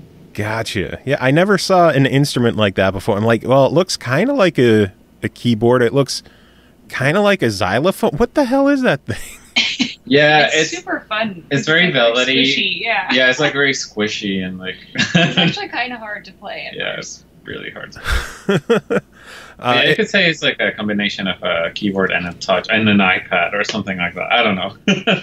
You mentioned it being hard to play. When I was talking to the folks for Spira, we mentioned another instrument that is notoriously hard to play, the automaton. Oh my gosh. Okay, yeah, I would say it's in the same realm. Do you have an automaton? No, but we played some. If you're a string player, though, I feel like it's easier to play those, like if you're a violinist, because you don't have frets on that instrument either, right? So you kind of like have to have very good muscle memory and a very good ear to know if you're in tune or not. So now comes my request in all of this. A NieR song with automaton, so it could be NieR Automatomata. Yep. Materia actually. Yeah, Materia tweeted that. It's a funny story because we localized this album, meaning that the title and the track list and everything was localized in Japanese, so we could sell it in iTunes Japan and whatnot. When we did that, we noticed that the game title is NieR Automata, and immediately we thought like, oh my gosh, we should have automatons playing this. Yeah, that is definitely not out of the realm of possibility for the future. So, if you could take any of the songs on the album and swap out the vocals for automaton. On the album? I would totally do amusement park. Yeah, that would be a fun one. Because in the game, there's these things called hacking tracks. So one of the character's special ability is to hack into machines, and like what happens inside of them is like it's like a little like retro game, like a space shooter. And you hear the music, the soundtrack switches over to 8-bit version when you're doing that, which is super cool. Oh wow! So that's how I imagine it really working out. with automaton. Yeah, we'll just subtly switch. We'll fade me out and bring in the automaton. I'm on board. I'm so glad to hear I'm not the only idiot who wants to hear it. I think it's genius. I love that instrument. It's so funny and it's pretty hilarious. Yeah, when I heard the automaton song on Spear, I'm like, oh my god, someone made a good song with automaton. Oh, she is so great. All of her, I love all her Michaela's videos. Covers on automaton are just so good. It's just such a goofy instrument. Like, I'm not a musician myself, so I don't really know too much about music and instruments and all that stuff. But I have an automaton, and it's the dumbest thing I own. Oh my gosh, that's so cool. I'm so jealous. I It's need on to our buy list, one. yeah. Yeah, exactly. It's like so like silly. I got one because my old co-host, Chris Huber, he had one, and he actually used one in, he released an album, I want to say 2 years ago, of just a handful of video game songs. It was for his first time going to MagFest. He wanted something to, like, get his name out there, and he did a cover of the shop theme from Castle Crashers. Oh, yes. With just guitar and automaton. Mm-hmm. And it was incredible. And I'm like, oh, well, I guess I need an automaton in my life now. Yeah, that's perfect. They're pretty fun. Like, what? How did someone think up that instrument? That I don't know, but it's been around. I forget the name of the creator, but when you look at his videos explaining why he made the automaton, you're like, yeah, this guy is totally like an automaton impersonator. Like, he's like so quirky. He's like this like Japanese guy who's just like, why not play with stuff as fun as this, and why not? And I don't know. You should watch his videos. I'll definitely have to check that out. I've been meaning to look more into automaton. How the hell did this turn into just automaton discussion? I think every discussion. I think it was meant to be. Yeah. Because NieR automatomata, it's got to happen. Just release an EP of just like 3 or 4 songs, nothing but automaton instead of vocals. All right, we'll do it. Yeah, I'm looking forward to that. bonus version. Yeah. This CD's only like 53 minutes. You could fit a couple more tracks on there. Right. Just recall the stock, add a couple more songs, reprint everything. Or just Mandkind release. Special limited edition black box automaton. Yeah. Oh my god, that'd be amazing. And get like a specially designed automaton. And that looks like a black box. Oh my god. Yes, produce them, like sell those things for $150. You'll make money. Yeah. People will buy those. I'd buy one. I'm not. Like a white wig. Oh yeah. You could easily cosplay the automaton. They have faces. So that's what Michaela does in her videos. Oh my gosh, they're too funny. Cosplay as an automaton, that'd be amazing. Yeah. That would be, oh my gosh, she should do that at some point. I know, we'll suggest our automaton friend to do it. So cosplay as a working full-sized automaton. Oh my god. How much work would go into that? Well, if you also want to have like the music part of the slider, that would be very expensive. I don't know, there are some pretty involved cosplays out there. Yeah. I'm sure it can be done. Just imagine all the people at a convention walking around dressed up as an automaton, like, play me. I know, that would be so weird and funny. Now, would you squeeze the face to play a cosplaying automaton, or would you try to stay authentic and like you hold it upright so you squeeze the feet? Like I have too many questions right now. Yeah. It's a work in progress. Anyway, back to the album. So the current one. 13 tracks on here. How did you decide which songs you wanted to go with? That was the hardest decision of my life so far because I absolutely love the whole soundtrack. I think it's like 53 songs or whatever. It was mostly like, here's a problem we had with the album a lot. As soon as I heard the original soundtrack, I was like, this sounds exactly like something I would write. It's like the same style that I write on and like that Reven does vocals for, So we had a hard time picking ones that we could do something different about them, right? So we basically, well, first of all, we picked our favorite ones, but we also picked songs that we knew we could do different. One big example for me is in the album it's called Eve, but it's I think on the soundtrack it's called Dependent Weakling is the actual title of the song. But yeah, so the original is very different, and I was like, no, I'm gonna do this more in the style that that I like and one up. So that's pretty much what defined what songs we would do. We tried to add the highlights of the game, but we were missing so much in there. I mean, yeah, and we wanted to take songs like, because obviously music within the game has to have a different function than music that you just listen to. So we took these songs and made them just into more straight up listenable on their own versions. But yeah, it was really hard. There were so many good songs that I wanted to do, but I just didn't feel like I was equipped to do it at the time. In what way? Well, one of the songs that I really like off the soundtrack, I forget, I think it's called End of the World or something, but it's very electronic and very up-tempo electronic. And it's like a rave. Yeah, it is. It's almost like rave music, but it's super catchy. And I was like, oh, I would love to do something with this, but I didn't really know. I couldn't. It doesn't really translate into our style. How I wanted to do it. Yeah. I would have needed a lot more time and a lot more experimentation. So maybe that'll be on the bonus version. Expansion. I don't know. I was checking out that Rainbow Road mix you guys did. You get some. you get pretty ravey on that one. Yeah, it was. It's rave. That's our only attempt. Yeah, but that's still an area that we don't primarily focus on. So, but yeah, things like that where. I really wanted to focus on some of the ones that had like a lead vocal part, and not all of them do. Even though I would love, like I said, I would love to cover like the whole rest of the soundtrack.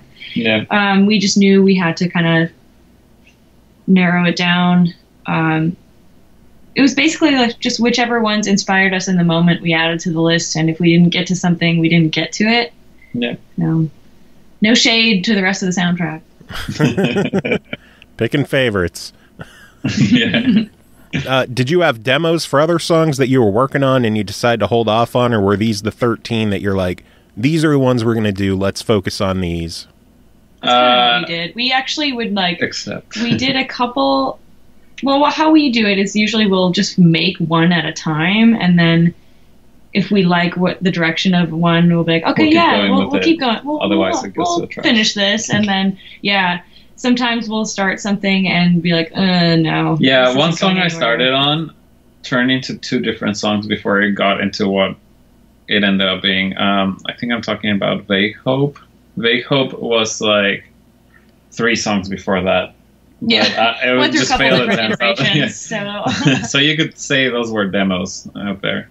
Gotcha. And once you hit the 13, were you like, all right, this is good, this is an album, let's stop now, or else we're never going to stop? Yeah, exactly. Well, we were on the time schedule. We were on the schedule, so we actually could have kept going, but I remember we finished like 3 of the songs like the last day. So, Yeah, we had to give deadlines to ourselves, otherwise... That's really what. Well, I mean, the label also had that. Yeah. How long were you working on the album?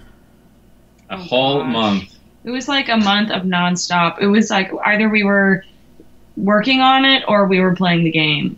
Yeah, it was a whole month that was just pure NieR and recording and nothing else. We barely ate that month. Just kidding. Yeah, no. And it was great because it all started with the 4th of July long weekend, and we literally did not leave the apartment for that whole... Oh, wow. Yeah, I think we made like 3 basic demos that weekend, and then we were like, okay, let's take this project further. What did the sun look like when you finished the album and you went back outside? We came outside. It was really freaking hot, so we honestly didn't want to go back outside. So you went right back in and started another album. Yeah, and there was too much color outside. I don't know if you played NieR, but it's like super desaturated, like it's very neutral. We're like, what is this? What is this color? Outside. The sky. Rainbows. And then there was the eclipse, and so Yeah. Did you guys see the eclipse out that way? Only partially, but it was pretty cool. Yeah, and the stream, the NASA stream. Oh yeah. Obviously, you could watch the totality online, but not the same. Yeah, we didn't have it in our area, and we couldn't find glasses, so I just, I don't know, I looked at the shadows on the ground, I'm like, wow, they look weird, and then I went back inside. Yeah, pretty much. Yeah. Sunlight is scary. It is. Indeed. So you mentioned you spent a lot of time with NieR, playing the game to make this album. What other games do you guys play? What are you enjoying these days? Lots of things. Zelda Breath of the Wild has been top 1 this year. We spent like more than 200 hours in that. Damn. Yeah. Right now we're playing Horizon Zero Dawn. Yeah, that's another super fun one. Except it's tough because we love all these huge open world games that you can't, you can't be casual about that, and so it's hard to find time. We have so many games we're in the middle of playing. We started Final Fantasy 15 and we haven't finished that. Persona still sealed. Oh my gosh, yeah. But then we like occasionally we'll play like some shorter games to spice things up. Like NieR actually was nice because it's a really in-depth game, but it's not 100 hours long, so. Which is good. Like everyone complains. I like that. Yeah. Oh, games are so much shorter these days. Like I need shorter games. I do too. I agree. Like we review like sometimes like 10 games an episode on this show anymore, and I just don't have time for 40-hour epic RPGs. You're mentioning that you're playing Horizon Zero Dawn. Yeah. I still need to start that game, and oh, it hurts my soul. I was so excited for that one. I just haven't had time. And you will love it when you get to it. But for an open world game, that is actually shorter. I'm talking about 30 hours. 35 if you want to be a completionist. I was going to say. Which is the same length as NieR, I think. Well, 100% NieR. Yeah, you can get, I think we finished NieR at like 25, 26 hours. Yeah, so wow. There's still more you can do in it, but we got like all of the main endings. Wow. Yeah, so it's not that long. I didn't consider it that long. That was perfect length for me. Nice, yeah, because I know NieR, Horizon, and Breath of the Wild all released in like the same month span. Exactly. Yeah, and they're all open world. Like. I pretty much had to make a choice. I'm like, well, I'm going with Zelda, and I think I chose right. Yeah, I did too. We didn't play anything else for the first like 2 or 3 months after that game came out. Yeah, I totally didn't know NieR came out. I was like so unaware of it. Did you get your Zelda amiibo? Yeah. Yes, all of them. We will be getting more. The Guardians.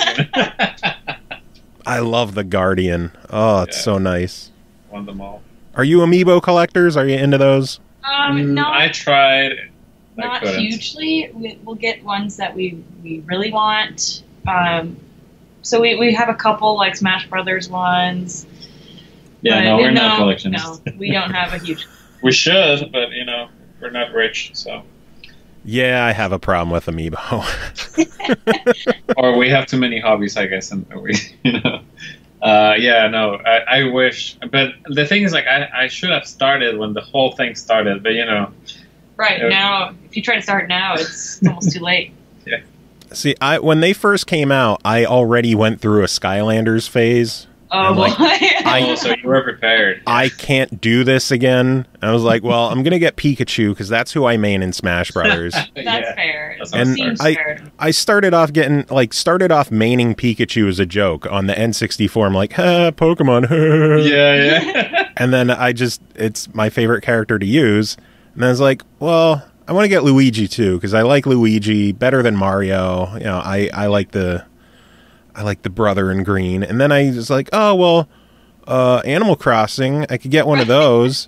Someone on Craigslist had a villager and then like 2 or 3 other amiibo that I traded for the GameCube adapter. Oh, wow. So nice. I thought I made out like a bandit on that one. Yeah. And then I just kept getting more and more. never stops. Never ends. And now every time I stream a show, because every now and then we'll stream interviews and stream our weekly episodes on our Mixer page, and I have video showing on my end, and people just be like, "Oh my God, are those amiibo behind you?" Yeah. Yeah. That's maybe. nice. Show them. Be proud of them. And then I just got the new Metroid ones this week. Oh, and, those look pretty good. oh my God, the actual Metroid amiibo is amazing. Is it like squeezy? Like It is. It is so cool. That's awesome. I really need one of those. I was like, wow, $30 for 2 of them? That seems pretty... Yeah, oh, no, I these know. are pretty awesome. Okay. Yeah. That's awesome. Can't wait to play that game too. Oh, I know. I'm still mad we didn't get the collector edition that Europe got for Samus Returns. I know. Grumble, grumble. They always get the best bundles. I want the steel book. Yeah. Seriously. Oh, man. So what games are you looking forward to this holiday? What's coming out that you're excited about? Mario Odyssey. Yeah, obviously that's a good one.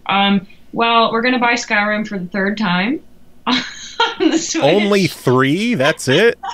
Well, we've played it more than that. 4. Did you have it for PS3, PC, PS4? Oh, you had a and now PC too. Switch. Yeah, so for 4th time. Excuse me. Only Sorry. 4th. I'm missing the microwave edition and the MacBook Touch Bar version. You know. Yeah, no, lots of things. I mean, what else? No, that's it. No, well, that's probably it for I don't know the timeline of some of these games when they come out. So those are probably the main holiday ones. But a lot of them that I've seen look really fun. I just probably won't get them right away. Like I'll what? Just, yeah. I don't know. What I'm else? trying to think what we just saw in the like Xenoblade 2. I'm super looking forward to that. But again, another open world RPG.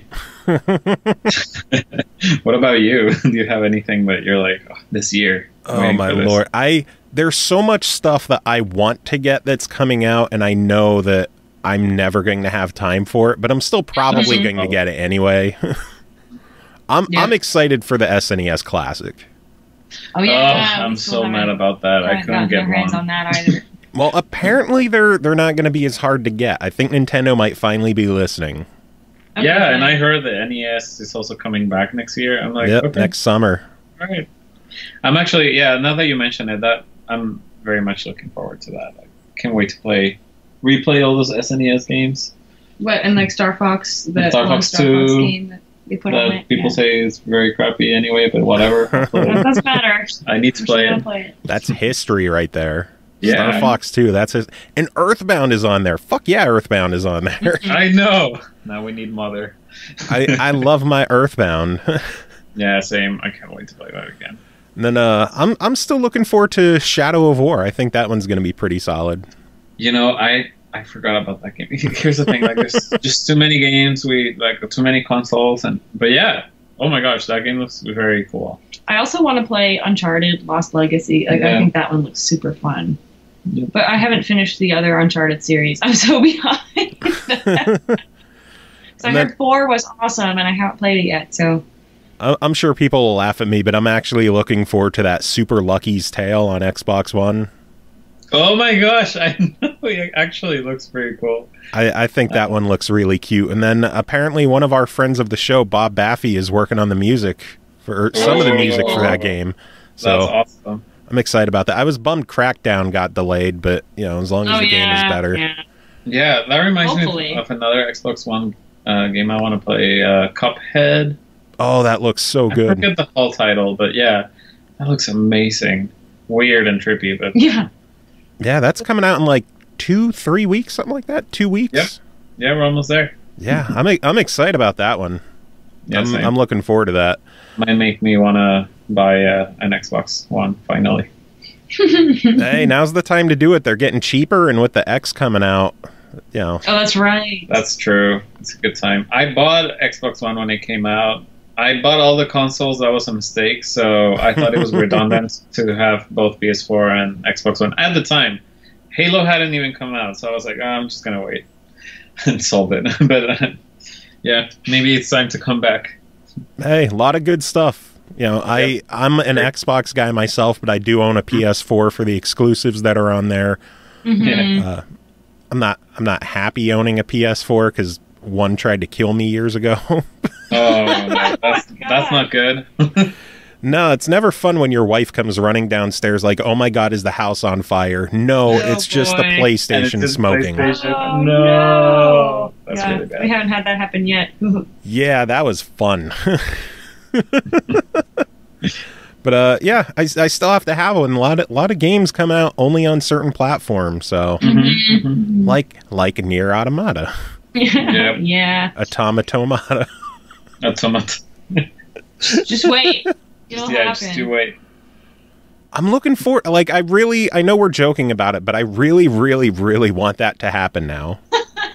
I know you're not alone, so... Like, if you need an automaton, give me your address. I will loan you mine. Oh, my God. Yeah, we actually want to collaborate with our friend. We're trying to make her play the game first, so she knows why we have to do this. But yeah, maybe it's true. They should make a mod where you can replace the characters' faces with automatons. Yeah. Might make it more interesting. That would be amazing. They're androids. It doesn't matter what they look like. And instead of voice acting, it's just. Oh no! But the voice acting was actually quite good. I do need a game that's only voiced by automatons. Okay, get on it. Once I saw that Spira trailer that they released with with the automatons. Oh my gosh! I was like, we need a whole series. Automatitis. Yeah. Titus. Oh my Lord. Automatitis. We have problems. Yeah, those are fun. Well, I know we've been chatting for a while. Was there anything else about the album that you guys wanted to discuss that I didn't get to? I don't know. I mean, we really enjoyed making it, and we've been really happy with the response it's gotten so far, especially from fans of the game.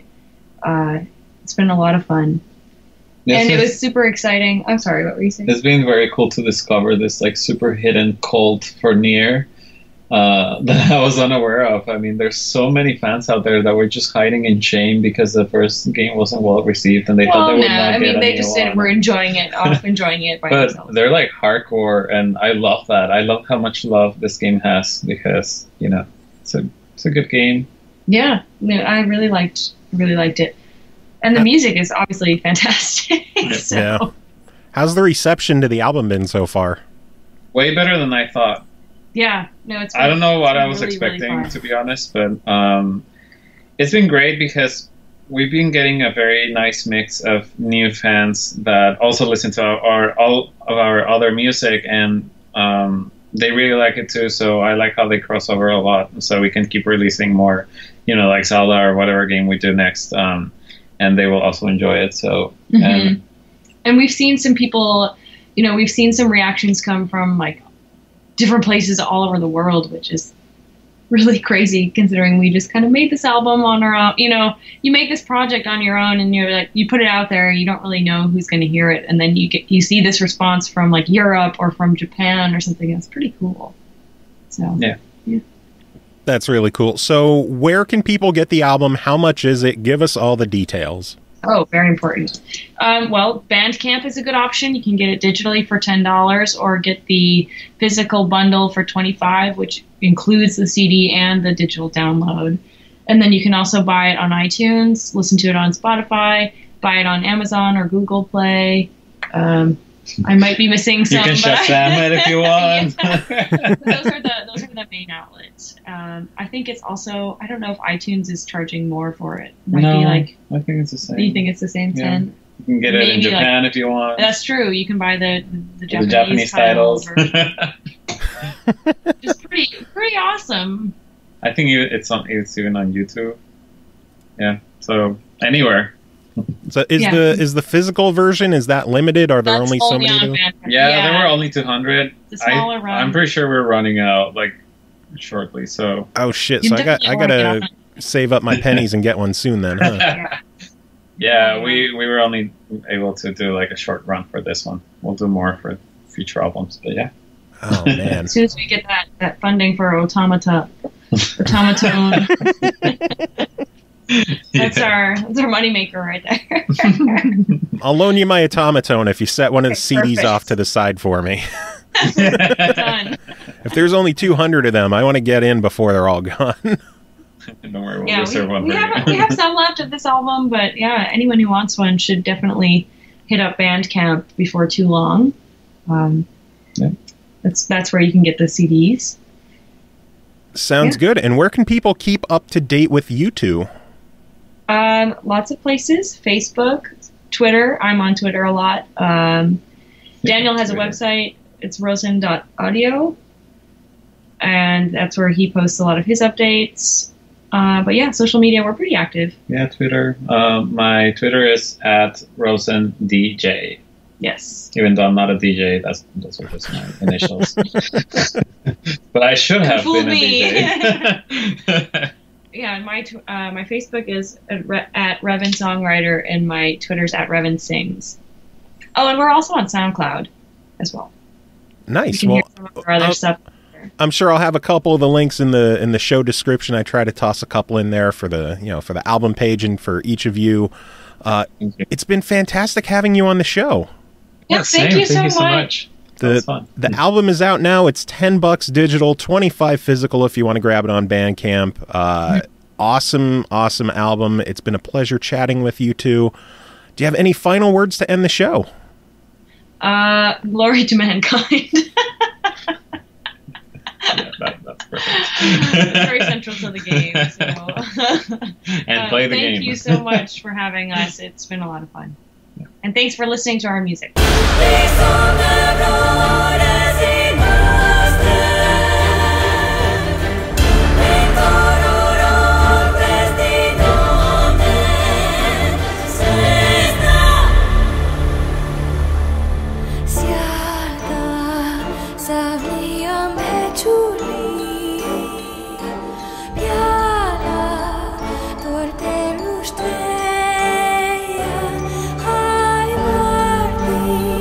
True evermore.